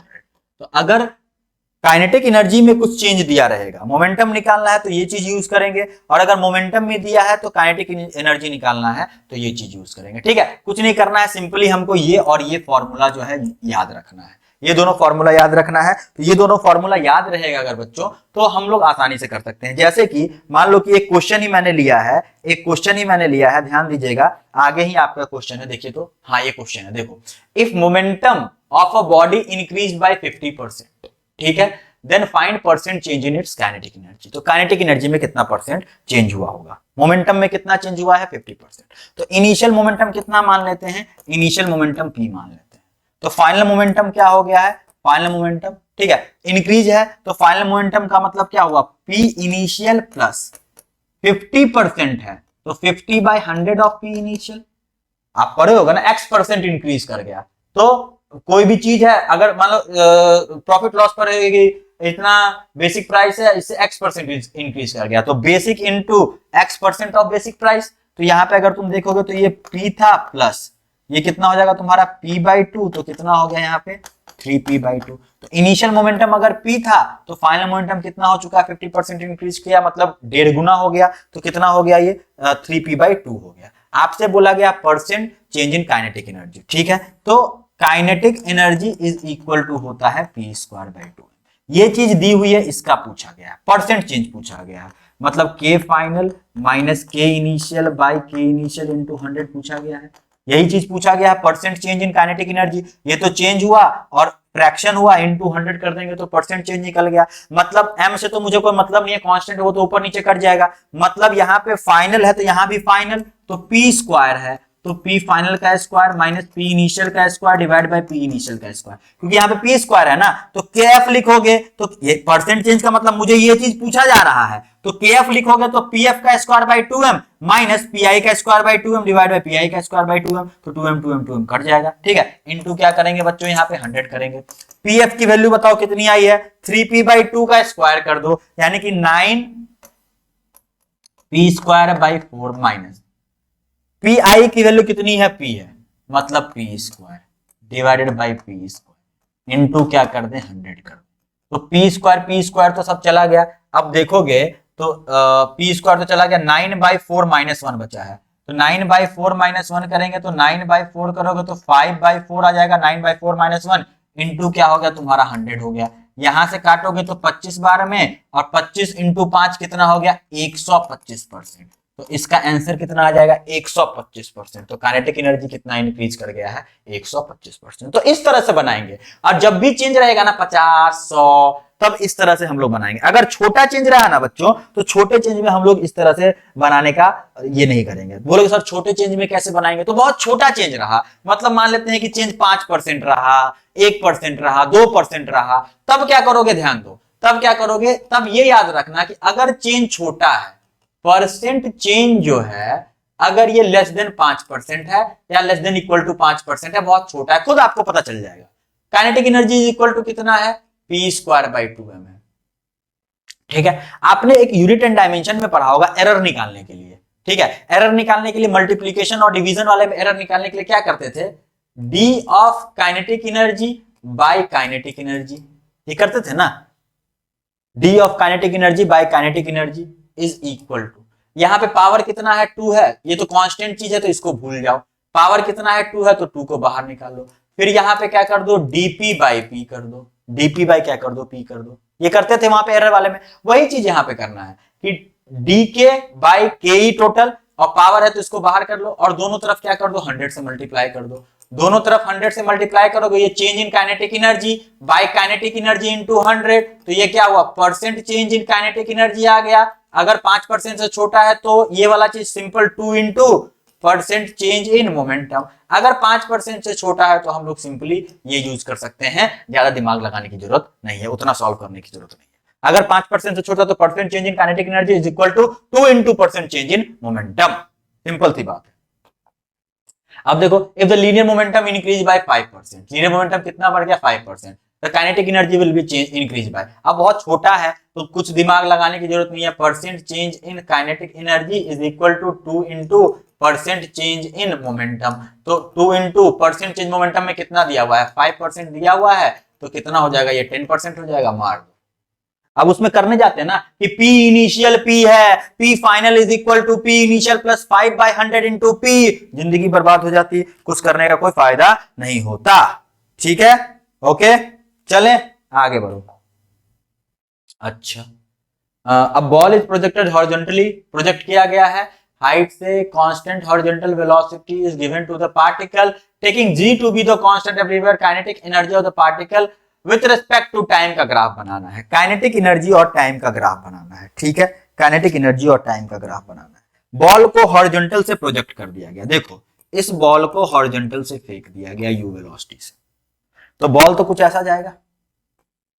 Horizontal में तो कोई एक्सेलरेशन नहीं लग रहा है, यानी कि इसकी स्पीड तो हॉरिजॉन्टल में u हो जाएगी, नीचे की तरफ कुछ स्पीड आएगी v, और v की वैल्यू कितनी होगी gt के बराबर होगी किसी t टाइम बाद gt, क्योंकि यहाँ पे y कंपोनेंट कितना है 0 है, gt के बराबर होगी। तो काइनेटिक एनर्जी जो t का फंक्शन है, काइनेटिक एनर्जी क्या होता है, kinetic energy is equal to half m speed का स्क्वायर, यानी कि हाफ m। यहाँ पे स्पीड कितनी है, यहाँ पे स्पीड जो होगी x कंपोनेंट, और जो यहाँ पे स्पीड होगी v, वो रूट अंडर क्या हो जाएगा x कंपोनेंट का स्क्वायर प्लस y कंपोनेंट का स्क्वायर, यही हो जाएगा ना। तो v स्क्वायर करना है तो यानी कि u square plus gt square. तो यहां पे अगर तुम देखोगे तो काइनेटिक एनर्जी जो है वो किसका फंक्शन आ रहा है, टी स्क्वायर का फंक्शन आ रहा है, यानी कि kinetic energy directly proportional to T square, और जब भी something proportional to X square तो ग्राफ कैसा बनता है, पैराबोलिक ग्राफ बनता है। ग्राफ कैसा बनता है, पैराबोलिक बनता है। तो इधर काइनेटिक एनर्जी है, इधर देखो इधर काइनेटिक एनर्जी है, इनिशियली कुछ काइनेटिक एनर्जी होगी, ओके, और पैराबोलिक ग्राफ बनेगा क्योंकि टी स्क्वायर के प्रोपोर्शनल है, तो ग्राफ ऐसा चला। ठीक है, तो ये इस तरह का क्वेश्चन था, इस तरह के क्वेश्चन भी आपसे पूछे जा सकते हैं। ओके चलें आगे बढ़े।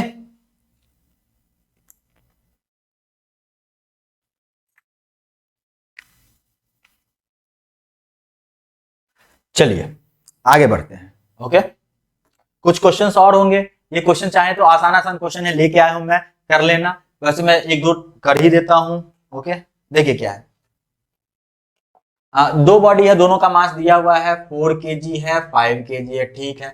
मूविंग विथ इक्वल मोमेंटम, दोनों का मोमेंटम इक्वल है, ratio of kinetic energy, momentum equal है, दोनों की काइनेटिक एनर्जी निकालना है, ठीक है। तो ओके, तो kinetic energy of one is equal to P square by 2m1 and kinetic energy of two is P square by 2m2। क्योंकि दोनों का मोमेंटम सेम है तो हमने पी ले लिया, तो kinetic energy 1 by kinetic energy 2, तो पी स्क्वायर बाई 2m1 यहाँ पे नीचे चला जाएगा, ऊपर पी स्क्वायर रहेगा, ये तो कट ही जाएगा, 2m2 चला जाएगा, ये और ये तो कट गया, m2 बाई m1, m2 की वैल्यू मतलब 5 बाई क्या हो गया, m1 कितना है 4, तो 5:4, ये आ गया डी। बहुत ही आसान सा क्वेश्चन था। अगला देखो, the shape of the curve represent relation between the speed and the kinetic energy, speed and kinetic energy के बीच में, ये देखो kinetic energy is equal to half mv square, ये स्पीड होती है, तो यानी कि kinetic energy proportional to v square, something proportional to v square, तो ग्राफ कैसा बनता है, पैराबोला। सिंपल सी बात है, और पूछे जा सकते हैं सब क्वेश्चन, ऐसा मैं क्वेश्चन लेके नहीं आऊं जो नहीं पूछे जा सकते हैं, आसान क्वेश्चन भी है, सारे क्वेश्चन है जो जिस तरह के क्वेश्चन ये वर्क पावर एनर्जी में पूछे जा सकते हैं वो सारे क्वेश्चंस मैंने यहाँ पे डाल दिए हैं, लगभग, ठीक है। इतने क्वेश्चन प्रैक्टिस करके चले जाओगे तो लगभग क्वेश्चन आपके सॉल्व हो जाएंगे, हर टाइप के क्वेश्चन यहाँ पे डाले हुए हैं। ओके, यहाँ पे देखो, two masses of mass m1 and m2 of equal kinetic energy, दोनों की काइनेटिक एनर्जी दी हुई है, सेम है। Okay, if p1 and p2 are respective momentum, the ratio of momentum is equal to, ये तो बहुत ही आसान ना, मोमेंटम इज इक्वल टू क्या होता है, √2m_k, ठीक है। अब मास काइनेटिक एनर्जी इक्वल है, यानी कि P1 by P2 is equal to √m1 by √m2, तो P1 P2 है तो √m1 √m2। Kinetic energy of body is increased by, kinetic energy of body is increased by कितना है, 0.1% है, बहुत छोटा। The percent change in momentum, क्या बोला मैंने कि काइनेटिक एनर्जी का जो परसेंट चेंज होगा is equal to 2 into percent change in momentum, अगर बहुत छोटा होगा, ठीक है। काइनेटिक एनर्जी कितना दिया हुआ है, 0.1% दिया हुआ है, is equal to 2 into percent change of momentum, तो percent change of momentum is equal to 0.1% by 2, तो 0.05%, deal done, deal done, close. Okay, चले आगे बढ़ते हैं, वर्क एनर्जी थ्योरम, ठीक है, वर्क एनर्जी थ्योरम। तो ये सब बेसिक से क्वेश्चन थे जो मैंने आपको करवाए, पूछे जा सकते हैं क्वेश्चन, आसान क्वेश्चन थे, कीजिएगा, ठीक है। जो भी अभी तक का लेक्चर अगर पीछे का भी नहीं देखा है तो पीछे का देखिएगा, क्वेश्चंस मैंने बहुत सारे करवाए हैं, और क्वेश्चंस की प्रैक्टिस इंपॉर्टेंट है, थ्योरी जो था, जिस क्वेश्चन में जैसा थ्योरी होता है वो मैं बता देता हूं, ठीक है। देखिए work energy theorem, work energy theorem क्या बोलता है कि work done by all the forces, work done by all the forces is equal to change in kinetic energy, ठीक है। सारे फोर्सेस के कारण वर्क डन, कुछ एक्सटर्नल फोर्स लग रहा है तो, कुछ वर्क डन, कुछ इंटरनल फोर्स लग रहा है तो, सब के कारण, जितने भी फोर्सेस लग रहे हैं सबके कारण वर्क डन क्या हो जाएगा, change in kinetic energy. Change का मतलब क्या होता है, के फाइनल माइनस के इनिशियल, चेंज का मतलब क्या हुआ, के फाइनल माइनस के इनिशियल। अब यहाँ पे प्रॉब्लम सॉल्व करने के लिए बच्चों दो चीज का हम लोग यूज करते हैं, ठीक है, दो चीज का हम लोग यूज करते हैं। एक चीज होती है आपका जो बोलते हैं कंजर्वेशन ऑफ एनर्जी, और दूसरा होता है वर्क एनर्जी थ्योरम। तो कहां कहां पे कंजर्वेशन ऑफ एनर्जी लगाना है और कहां कहां पे वर्क एनर्जी थ्योरम लगा दोनों सकते हैं, बस ये बात ध्यान रखना है कि जहां पे कंजर्वेटिव फोर्स लग रहे हैं वहां पे सिर्फ और सिर्फ कंजर्वेशन ऑफ एनर्जी लगा सकते हैं, जहां पे जहां पे कंजर्वेटिव फोर्स लग रहे हैं वहां पे कंजर्वेशन ऑफ एनर्जी और वर्क एनर्जी थ्योरम दोनों में से कोई सा भी लगा सकते हैं। लेकिन जहां पे नॉन कंजर्वेटिव फोर्स लग रहा है वहां पे आपको वर्क एनर्जी थ्योरम ही लगाना पड़ेगा, क्योंकि वहां पे कंजर्वेशन ऑफ एनर्जी जो होता है वहां के लिए वैलिड नहीं होता जहां पे नॉन कंजर्वेटिव फोर्स लग रहे होते हैं, क्योंकि नॉन कंजर्वेटिव फोर्स के लिए पोटेंशियल एनर्जी डिफाइन नहीं है। ओके, तो दो तरह के प्रॉब्लम आएंगे, एक में जब सिर्फ कंजर्वेटिव फोर्स लग रहा होगा वहां पे दोनों चीज लगा सकते हैं, कंजर्वेशन ऑफ एनर्जी और वर्क एनर्जी थ्योरम दोनों लगा सकते हैं, और जहां पे नॉन कंजर्वेटिव फोर्स आ गया वहां पे ट्राई करेंगे क्या लगाने का, वर्क एनर्जी थ्योरम लगाने का, ठीक है। चलिए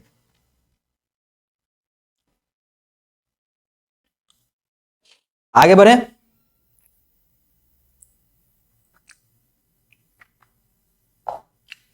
देखो ध्यान से देखना, एक कुछ यहाँ पे क्वेश्चन, दो तीन चीजें मैं आपको करवाऊंगा। देखो क्या दिया हुआ, एक कार है जिसका मास है m1, बस है जिसका मास है m2, एक स्ट्रेट रोड पे मूव कर रहा है, then stopped by application of same retarding force, दोनों को सेम फोर्स लगा के रोक दिया गया है, ठीक है। Such that their respective stopping distance x1 x2 दिया हुआ है, ठीक है, दोनों का डिस्टेंस दिया हुआ है, कितने पे रोका गया है। अब आपको कुछ कमेंट करने हैं, क्या क्या कमेंट करना है, कुछ सिचुएशंस दिए हुए हैं। पहला कि अगर दोनों सेम काइनेटिक एनर्जी से या सेम वेलोसिटी से, पहला सिचुएशन है दोनों सेम वेलोसिटी से मूव कर रहा है। फर्स्ट है दोनों की वेलोसिटी क्या है, दोनों की वेलोसिटी क्या है, दोनों सेम वेलोसिटी से मूव कर रहा है, वेलोसिटी क्या है, सेम है, ध्यान से देखिएगा, दोनों की वेलोसिटी सेम है, ओके। अब जाके रुक गया तो यानी कि जो वर्क डन हुआ होगा, work done is equal to F into X हुआ होगा, और work done is equal to क्या हुआ होगा, चेंज इन काइनेटिक एनर्जी हुआ होगा।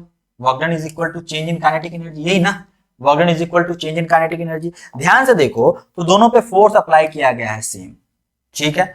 स्पीड क्या है, दोनों की स्पीड भी सेम है, तो स्पीड भी क्या है, दोनों की सेम है, यानी कि वेलोसिटी v स्क्वायर भी सेम हो गया, यानी कि जो x होगा प्रोपोर्शनल टू क्या होगा, m होगा, यानी कि x1 बाई x2 अगर करोगे तो m1 बाई m2 आ जाएगा, ठीक है। इस तरह के क्वेश्चन पूछे जाते हैं, ओके, कि दोनों मूव कर रहा है, अब ये बताओ कि अगर वेलोसिटी सेम है तो x1 बाई x2 क्या होगा, तो x1 बाई x2 क्या हो जाएगा, m1 बाई m2 हो जाएगा, सिंपली क्या हो जाएगा, m1 बाई m2 हो जाएगा। दूसरा इसी में पूछा जाएगा कि दोनों की काइनेटिक एनर्जी सेम है, दोनों की काइनेटिक एनर्जी क्या है, सेम है, एक तो स्पीड सेम यानी कि velocity same, kinetic energy same है, तो क्या करोगे, work done is equal to क्या होता है, एफ डॉट एस है, is equal to change in kinetic energy मतलब हाफ एम वी स्क्वायर, यही, और ये क्या है, पूरा का पूरा दोनों का सेम है, ठीक है। और क्वेश्चन में गिवन है कि फोर्स भी सेम है, ये भी सेम है, तो x1 बराबर क्या हो जाएगा, x2 हो जाएगा, यानी कि दोनों की काइनेटिक एनर्जी अगर सेम है तो x1 बराबर x2। तीसरा बोला गया कि मोमेंटम सेम है, क्या है, मोमेंटम सेम है, तो यानी कि work done is equal to क्या होता है, एफ इंटू एक्स होता है, is equal to half M V square, ये काइनेटिक एनर्जी होती है, काइनेटिक एनर्जी को हम लोग लिख सकते हैं P square by 2, kinetic energy क्या लिख सकते हैं, पी स्क्वायर बाई 2 एम। तो आपको डिस्प्लेसमेंट का पूछा गया, इन दोनों को देखेंगे यहाँ पे, तो यहाँ पे देखेंगे तो फोर्स तो सेम है और मोमेंटम भी सेम है, मतलब x जो है इनवर्सली प्रोपोर्शनल है मास के, यानी कि x1 by x2 is equal to m2 by क्या हो जाएगा, m1 हो जाएगा, ठीक है। तो ये क्वेश्चंस आपसे पूछ सकते हैं, ये आपका स्टेटमेंट दिया रहेगा, इसमें पूछ सकता है कि अगर वेलोसिटी सेम होगा तो क्या होगा, मोमेंटम सेम होगा तो क्या होगा, काइनेटिक एनर्जी सेम होगी तो क्या होगा, ठीक है, ओके। आगे बढ़े, कुछ ग्राफ के बारे में भी और मैं आपको बता देता हूं, यहाँ पे कुछ ग्राफ के बारे में देखो, जैसे कि फोर्स और डिस्प्लेसमेंट का ग्राफ, फोर्स और डिस्प्लेसमेंट मतलब एक्स का ग्राफ, फोर्स और एक्स के ग्राफ का अगर हम एरिया लेते हैं तो ये क्या देगा, आपका वर्क देगा, ठीक है, क्या देगा, आपका वर्क देगा। और अगर फोर्स और टाइम के बीच का ग्राफ का एरिया लेते हैं तो मतलब force into time, force into time क्या देता है, इंपल्स देता है, फोर्स इंटू टाइम क्या देता है, इंपल्स देता है, और ये क्या होता है आपका, चेंज इन मोमेंटम होता है, ठीक है। उसी तरह अगर हम मोमेंटम और टाइम के ग्राफ का स्लोप ले लें, मतलब स्लोप का मतलब क्या है, डीपी बाई डी टी, और डीपी बाई डी टी क्या देगा, फोर्स देगा, मतलब फोर्स और मोमेंटम के, देखो फोर्स और टाइम के ग्राफ का एरिया क्या दिया, आपका चेंज इन मोमेंटम दिया, तो मोमेंटम और टाइम का स्लोप ले लोगे तो क्या दे देगा, आपका फोर्स दे देगा। फोर्स और एक्स का एरिया क्या दिया, वर्क दिया, तो उसी तरह यहाँ पे वर्क हो और एक्स हो, मतलब D W by D x हो, ठीक है। तो वर्क और एक्स के ग्राफ का अगर स्लोप लेंगे ना, F is equal to work और एक्स के ग्राफ का स्लोप, वर्क मतलब काइनेटिक एनर्जी का भी हो सकता है ग्राफ, और एक्स का स्लोप, तो ये क्या दे देगा, स्लोप क्या दे देगा, फोर्स दे देगा, ठीक है। तो ये सब छोटी छोटी सी बातें हैं, इन सबको क्या रखिएगा, ध्यान रखिएगा। हम लोग अब कुछ क्वेश्चन और कर लेते हैं। अ बॉडी ऑफ मास कितना है, 8 kg under the influence of a force, position दिया हुआ है, फोर्स जो है पोजीशन और टाइम का रिलेशन दिया हुआ है, ठीक है, where x is in metre, t is in second, work done by the force in first 2 second, 2 second में कितना वर्क डन किया गया होगा, सिंपल सी बात है, 2 सेकंड में कितना वर्क डन किया गया होगा, ये पूछा गया है। तो सबसे पहले क्या करेंगे, सबसे पहले क्या करेंगे, आप यहां पे देखो, सबसे पहले क्या करोगे, क्या करोगे, हम निकालना है, वर्क डन निकालना है, तो work done is equal to क्या करें, work done is equal to क्या होता है, चेंज इन काइनेटिक एनर्जी होता है, चेंज इन काइनेटिक एनर्जी होता है, ठीक है। Work done is equal to क्या होता है, चेंज इन काइनेटिक एनर्जी होता है, ये बात को यहाँ पे अप्लाई कर लेंगे। तो काइनेटिक एनर्जी का चेंज का मतलब हाफ एम वी स्क्वायर, ठीक है,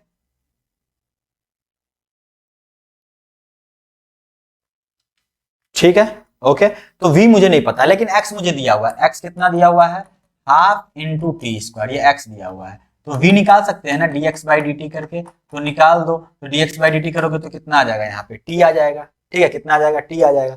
is equal to change in kinetic energy, half mass 8 है, v के बदले आ गया है t, यानी कि t का स्क्वायर, यानी कितना हो जाएगा 4t स्क्वायर हो गया। कितने देर में पूछा गया है, फर्स्ट 2 सेकंड में पूछा गया है। ठीक है, तो t इज इक्वल टू 0 पे अगर करोगे तो वर्क डन तो 0, t इज इक्वल टू 2 पे करोगे तो 2 का स्क्वायर 4 4 16, तो 16 जूल के आसपास आएगा वर्क डन। कितना आ जाएगा work done, 16 joule work done आएगा। ठीक है, तो यहाँ पे आप देख लो क्या करना पड़ेगा, work done is equal to change in kinetic energy होता है, तो चेंज इन काइनेटिक एनर्जी होता है। ठीक है, तो फोर्स तो कुछ दिया नहीं हुआ है, सिर्फ आपका ये दिया हुआ है कि पोजीशन इसके साथ रिलेटेड है। आप फोर्स भी चाहो तो निकाल सकते हो। यहाँ पे वेलोसिटी निकल गया, इसको और एक बार डिफरेंशिएट करोगे तो वो निकल जाएगा, क्या कहते हैं, एक्सेलरेशन निकल जाएगा। मास को एक्सेलरेशन से मल्टीप्लाई करो तो फोर्स निकल जाएगा। और ये आसान तरीका है, change in kinetic energy v square, v को डिफरेंशिएट कर दो, x तो दिया हुआ, डिफरेंशिएट कर दो t का फंक्शन, अब वर्क डन जो है t के स्क्वायर का फंक्शन ये आ गया है। तो 4 सेकंड बाद देख लो वर्क डन कितना हुआ, 2 सेकंड बाद पूछा गया। अब देखो यहाँ पे क्या पूछा गया, object of mass m is tied, एक ऑब्जेक्ट को यहां से बांध दिया गया है। ठीक है, एक ऑब्जेक्ट को यहां से बांध दिया गया है। अब एक फोर्स के द्वारा इसको कुछ ही थीटा एंगल तक ले जाया गया। फोर्स वेरिएबल फोर्स है, कोई फोर्स का डायरेक्शन वो सब कुछ भी नहीं दिया हुआ है। आपको बताना है कि फोर्स के कारण वर्क डन कितना हुआ, फोर्स के कारण वर्क डन कितना हुआ होगा, ये चीजें आपको बतानी है। ठीक है, तो क्या करेंगे, बहुत स्लोली मूव करवाया गया है क्या, ठीक है, बहुत ग्रेजुअली मूव करवाया गया है, स्ट्रिंग ग्रेजुअली मूव करवाया गया है। मतलब इनिशियल स्पीड भी 0 थी, फाइनल स्पीड भी 0। तो हम लोग क्या करें, work done by all forces is equal to change in kinetic energy, जो भी कितना है 0 है, क्योंकि इनिशियली भी कोई स्पीड नहीं थी, फाइनली भी कोई स्पीड नहीं है। कौन कौन सा यहाँ पे फोर्स लग रहा है, ध्यान से देखेंगे। यहाँ पे इनिशियली देखोगे तो नीचे क्या लग रहा है, mg लग रहा है, ऊपर क्या लग रहा है, टेंशन लग रहा है, और इधर कोई फोर्स लग रहा है, मुझे पता नहीं है इसका डायरेक्शन क्या है, तो उस फोर्स को हमने क्या मान लिया, F मान लिया। यही 3 फोर्स लग रहा है। तो work done by mg plus work done by tension plus work done by F is equal to 0। Work done by all the forces, मतलब यही तीनों फोर्सेज लग रहे हैं। तो तीनों फोर्सेज को मैंने बारी बारी से लिख लिया। अभी टेंशन की बात करते हैं, तो टेंशन अगर देखोगे यहां से बॉडी को यहां पे ले जाया गया है, तो टेंशन को देखोगे तो हमेशा डिस्प्लेसमेंट के परपेंडिकुलर है। तो वर्क डन बाय टेंशन कितना हो जाएगा, 0 हो जाएगा। यानी कि वर्क डन बाय F जो है is equal to minus of work done by mg। अब mg के कारण कितना वर्क डन होगा, इसका नेगेटिव कर देंगे। ठीक है, ओके। mg देखो किधर लग रहा है, नीचे की तरफ लग रहा है। mg किधर लग रहा है, नीचे की तरफ लग रहा है। mg नीचे की तरफ लग रहा है। इनिशियल ये था, फाइनली बॉडी को यहां पे ले जाया गया, यानी कि फोर्स लग रहा है नीचे की तरफ, और बॉडी का डिस्प्लेसमेंट देखना है। डिस्प्लेसमेंट मतलब इनिशियली ये लाइन था, फाइनली ये लाइन हो गया, मतलब डिस्प्लेसमेंट इसी लाइन पे, क्योंकि फोर्स जिस लाइन पे उसी लाइन पे डिस्प्लेसमेंट देख लेते हैं, क्योंकि 180 डिग्री एंगल बना रहा है वहां पे। ओके, तो अगर देखोगे यहाँ पे तो ये जो डिस्टेंस है यहाँ से यहाँ तक, ये तो L है, ये एंगल थीटा है, ये कितना हो गया आपका L cos थीटा, ये पूरा L है, ये L cos थीटा यहाँ से यहाँ तक, तो L1 माइनस cos थीटा। तो यानी कि minus of work done by mg, तो वर्क डन mg नीचे लग रहा है, डिस्प्लेसमेंट ऊपर हो रहा है, तो -1 लग जाएगा mg L1 minus cos theta. तो माइनस माइनस क्या हो गया, प्लस, तो mg L1 minus cos theta. ठीक है, तो ग्रेविटेशन के कारण वर्क डन कैसे होता है, यहाँ पे मैं आपको बता देता हूँ ग्रेविटेशन के कारण वर्क डन कैसे होता है। तो ग्रेविटेशन वाले केस में क्या देखना है ना आपको, कि मान लो कोई बॉडी है, तो उसका वर्टिकल डिस्प्लेसमेंट देखो कितना हो रहा है। अगर मान लो बॉडी का वर्टिकल डिस्प्लेसमेंट नीचे की तरफ हो रहा है, फोर्स भी नीचे लग रहा है, किस पाथ से जा रहा है उस पाथ को नहीं देखना है, ये 2 पैरेलल लाइन खींच लो, जहां से बॉडी चलना स्टार्ट किया, जहां बॉडी पहुंचा है, 2 पैरेलल लाइन खींच लो, उन दोनों के बीच में जो डिस्टेंस होगा उसी को बोलेंगे डिस्प्लेसमेंट। ठीक है, अब जो पैरेलल लाइन के बीच में जो डिस्टेंस होगा, अगर बॉडी नीचे से ऊपर जा रहा है तो नेगेटिव, और अगर बॉडी ऊपर से नीचे जा रहा है तो क्या हो जाएगा, पॉजिटिव हो जाएगा। ठीक है, इस बात को क्या रखेंगे, ध्यान में रखेंगे। आगे बढ़ते हैं। अब यहाँ पे क्वेश्चन है, ठीक है, क्या दिया हुआ है क्वेश्चन, देखो ध्यान से। 2 ब्लॉक है, मास m1 एंड m2 का है। Okay, acted upon bye same force, दोनों पे क्या लग रहा है, सेम फोर्स लग रहा है। ठीक है, if the force act for the same displacement, और डिस्प्लेसमेंट भी क्या हो रहा है, सेम हो रहा है, तब इन सब चीजों का आपको क्या निकालना है,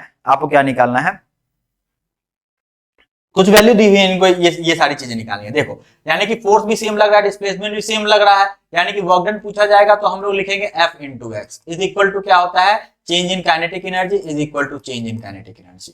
ठीक है, दो ब्लॉक है, अच्छा फोर्स भी सेम है, डिस्प्लेसमेंट भी सेम है, तो दोनों की काइनेटिक एनर्जी भी क्या होगी, सेम होनी चाहिए, मतलब K1 बराबर K2 होना चाहिए, K1 बराबर क्या होना चाहिए, K2 होना चाहिए।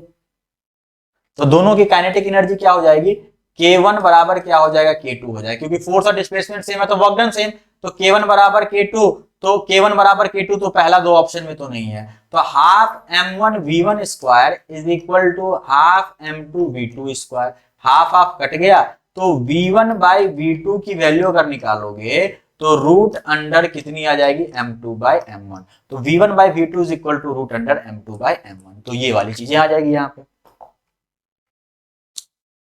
ये देखो, अब यहां पे वर्क एनर्जी थ्योरम जो है इसका एप्लीकेशन हम लोग यहां पे बहुत ही आसानी से देख सकते हैं। देखो upper half of the inclined plane, एक इंक्लाइंड प्लेन है, एक इंक्लाइंड प्लेन है, ठीक है, ये थीटा है, बीच में ले लो, ये जो l/2 डिस्टेंस पे है ये स्मूथ है, और नीचे का जो l/2 डिस्टेंस पे है ये रफ है, म्यू है यहाँ। ठीक है, एक बॉडी यहां से चलना स्टार्ट किया, एक बॉडी जो है यहां से चलना स्टार्ट किया, यहां से तुमने एक बॉडी को छोड़ दिया, ये बॉडी यहां से चलना स्टार्ट किया है, ठीक है, ये बॉडी चलना स्टार्ट किया और यहां पे जाके ये स्टॉप हो चुका है, यहां पे जाके क्या हो चुका है, ये स्टॉप हो चुका है, रुक चुका है ये बॉडी। ठीक है, यहां पे जाके रुक चुका है, तो आपको क्या बताना है, आपको बताना है क्या कि इसके यहाँ पे जो कोफिशिएंट ऑफ फ्रिक्शन है वो कितना लग रहा होगा। ठीक है, कोफिशिएंट ऑफ फ्रिक्शन कितना लग रहा होगा। ओके, बहुत ही आसान है बच्चों, देखो ध्यान से देखो क्या करेंगे, हम लोग को पता है, हम लोग को पता है कि ये ब्लॉक जो स्लाइड किया है कौन कौन से फोर्सेज इस पे लग रहे होंगे, ध्यान से देखना, work done by all forces is equal to change in kinetic energy जो कि 0 है, रेस्ट से चलना स्टार्ट किया, नीचे भी रेस्ट पे पहुंच गया, कौन कौन सा फोर्स लगेगा देखो तो, इस साइड लगेगा नॉर्मल रिएक्शन, नीचे के साइड लग रहा होगा क्या, mg, और जब यहाँ पे बॉडी जब रफ वाले पे आ जाएगा, रफ वाले पे आ जाएगा तो पीछे के साइड क्या लगने लगेगा, फ्रिक्शन, यानी कि 3 फोर्सेज यहाँ पे लग रहे हैं, कौन कौन से, mg, work done by normal reaction plus work done by friction, जिसकी वैल्यू कितनी है, 0 है। नॉर्मल रिएक्शन अगर तुम देखोगे तो नॉर्मल रिएक्शन जो है हमेशा डिस्प्लेसमेंट के परपेंडिकुलर है, तो work done by normal reaction कितना आ जाएगा, 0, तो वर्क डन बाय mg बचा, वर्क डन बाय फ्रिक्शन बचा। अच्छा mg अगर तुम देखोगे तो यहां से यहां तक का लेंथ कितना मान लेते हैं, ये टोटल लेंथ मान लेते हैं l, ये टोटल लेंथ कितना मान लेते हैं, l मान लेते हैं, mg नीचे की तरफ लग रहा है, ये एंगल कितना है, थीटा है, तो mg का अगर हम कंपोनेंट करते हैं विद्यार्थियों, mg का कंपोनेंट करते हैं तो इधर आ जाता है mg cos थीटा, और इधर क्या आता है आपका mg sin थीटा, तो mg sin थीटा इधर लग रहा है और डिस्प्लेसमेंट भी इधर हो रहा है, कितना यहां से यहां तक हो रहा है डिस्प्लेसमेंट l, तो वर्क डन बाय mg मतलब फोर्स कितना, mg sin थीटा, और डिस्प्लेसमेंट कितना l, तो हमने निकाल लिया। दूसरा क्या बचा है, work done by friction, work done by friction मैं यहाँ पे साइड में देखता हूं, work done by friction, friction कहां से एक्ट करना स्टार्ट करेगा, फ्रिक्शन यहां से एक्ट करना स्टार्ट करेगा, friction is equal to mu into क्या हो जाता है, n हो जाता है, क्योंकि बॉडी इस साइड और इस साइड नहीं जा रही है तो n की वैल्यू कितनी हो जाएगी, mg cos थीटा हो जाएगी, तो फ्रिक्शन की वैल्यू कितनी, म्यू n, फ्रिक्शन की वैल्यू कितनी, म्यू n मतलब mu mg cos theta, friction किधर लग रहा है, पीछे के साइड लग रहा है, डिस्प्लेसमेंट आगे हो रहा है, और यहां से यहां तक ही फ्रिक्शन लग रहा है, तो डिस्प्लेसमेंट यहां से यहां तक कितना, l/2, तो आगे पीछे के कारण क्या हो जाएगा, माइनस l/2 हो गया, यानी कि फ्रिक्शन का वर्क डन इतना आया, तो फ्रिक्शन का वर्क डन कितना आया है, minus mu mg cos theta into l/2, और दोनों का सम कितना है, 0 है। यहां से अगर तुम देखोगे तो कुछ चीजें तो यहाँ पे कट जाएंगी, mg कट गया, यहाँ पे तुम्हारा l से l कट गया तुम्हारा, तो क्या लिखोगे, sine theta is equal to mu cos theta by 2, तो म्यू की वैल्यू क्या आ जाएगी देखो तो 2 tan थीटा, तो म्यू की वैल्यू कितनी आ गई, 2 tan थीटा, अच्छा क्वेश्चन था ये, एआईपीएमटी में पूछा हुआ क्वेश्चन था, तो म्यू की वैल्यू कितनी आ गई, 2 tan थीटा, तो किससे बना है ये, वर्क एनर्जी थ्योरम से बना है, तो कुछ नहीं करना है वर्क एनर्जी थ्योरम में, जब भी ऐसा रहने की चला है फिर जाके रुक गया, जहां भी नॉन कंजर्वेटिव फोर्स फ्रिक्शन आ गया वहां पे हमें क्या लगा देना है बच्चों, वहां पे हमें लगा देना है वर्क एनर्जी थ्योरम, तो वर्क एनर्जी थ्योरम लगाते ही इस तरह के जो भी क्वेश्चंस हैं आपसे बन जाएंगे, ठीक है, आपसे बन जाएंगे। ओके हाँ, तो कुछ टॉपिक्स और हैं इसके, जैसे कि पोटेंशियल एनर्जी है, पोटेंशियल एनर्जी का क्या कर्व होगा, मतलब इक्विलिब्रियम के बारे में थोड़ा सा पढ़ना है, पावर के बारे में थोड़ा सा पढ़ना है। तो ये सारी चीजें हम लोग और डिस्कस करेंगे, ठीक है। मतलब एक लेक्चर और मैं लूंगा वर्क पावर एनर्जी पे भी, ठीक है, क्योंकि छोटे छोटे लेक्चर्स में हम लोग काम करेंगे, ठीक है। तो ज्यादा मजा आएगा, एक ही दिन 2.5 घंटे 3 घंटे 4 घंटे में पढ़ा दूंगा। आप भी थोड़ा जो लेक्चर छोटा रहेगा उसको छोटे में लेके चलेंगे, जो लेक्चर थोड़ा बड़ा रहेगा उसको बड़े में लेके चलेंगे, ठीक है। देखिए ध्यान से, अगला क्वेश्चन क्या पूछा गया है, एग्जाम का ही क्वेश्चन है। A body start from rest and acquire a velocity v in time t। Okay, rest से स्टार्ट हुआ है, रेस्ट से स्टार्ट हुआ है और किसी t टाइम में वेलोसिटी v मिल गई उसको, ठीक है। किसी t टाइम में वेलोसिटी u बाय v मिल गई, चलो यहाँ पे u है तो u मिल गई, ठीक है, t टाइम में। तो एक्सेलरेशन कितना होगा निकाल लेंगे कैसे, v is equal to u plus at होता है, तो a इज इक्वल टू, ये तो 0 है, कितना हो जाएगा v बाई t हो जाएगा। एक्सेलरेशन तो निकल गया, उस बॉडी का इतना एक्सेलरेशन हो रहा होगा। क्या बोला गया है, work done on the body in time t is proportional to, work done जो होगा किसी t टाइम में किसके प्रोपोर्शनल होगा, वर्क डन जो होगा किसके प्रोपोर्शनल होगा। तो work done is equal to क्या करते हैं, work done is equal to force into displacement, work done is equal to force into displacement, ठीक है। फोर्स इज इक्वल टू क्या लिखें, mass into acceleration into displacement. Mass तो चलो m है, एक्सेलरेशन कितना आया तुम्हारा v बाई टी आया है, और डिस्प्लेसमेंट कितना होता है, डिस्प्लेसमेंट अगर किसी t टाइम में अगर डिस्प्लेसमेंट देखोगे तो किसी बॉडी का जो डिस्प्लेसमेंट होता है कितना होता है, half at square. Initially ut plus half at square, ये तो 0 है तो हाफ at स्क्वायर, तो डिस्प्लेसमेंट को क्या लिख दिए हम, हाफ at स्क्वायर, ठीक है। तो चलो ठीक है, m v by T into half, acceleration की वैल्यू कितनी आई है जो यहाँ पे है, v by T into T square. तो देखोगे तो क्या हो जाएगा, m v square by 2t square into T square. Okay, तो v square by T square into T square, तो यहाँ पे देखोगे v स्क्वायर टी, नीचे भी टी स्क्वायर है, टी स्क्वायर ये वाला आ जाएगा, तो इसका क्या आ जाएगा आपका d आ जाएगा, v square T square by T square आ जाएगा, ठीक है। तो चलिए बच्चों, आज तो हम लोग यहीं तक रहने देते हैं, ठीक है, यहीं तक रहने देते हैं। अगले क्लास में कुछ पोटेंशियल एनर्जी के बारे में बात करेंगे, ठीक है, कुछ पोटेंशियल एनर्जी के बारे में बात करेंगे, और जो जो 2-4 चीजें बची हुई हैं, ठीक है, जो जो आपकी 2-4 चीजें बची हुई हैं, पोटेंशियल एनर्जी बचा हुआ है, पावर बचा हुआ है, ओके, पोटेंशियल एनर्जी बचा हुआ है, पावर बचा हुआ है, ये सारी चीजें हम लोग यहाँ पे अगले क्लास में डिस्कस कर लेंगे, ठीक है। तो आज के लिए हम लोग यहीं पे रहने देते हैं, अगले क्लास में हम लोग डिस्कस करेंगे जो वर्क पावर एनर्जी का लेक्चर नंबर 2 होगा, ठीक है, वो डिस्कस कर लेंगे। चलिए, थैंक यू, जय हिंद, जय भारत।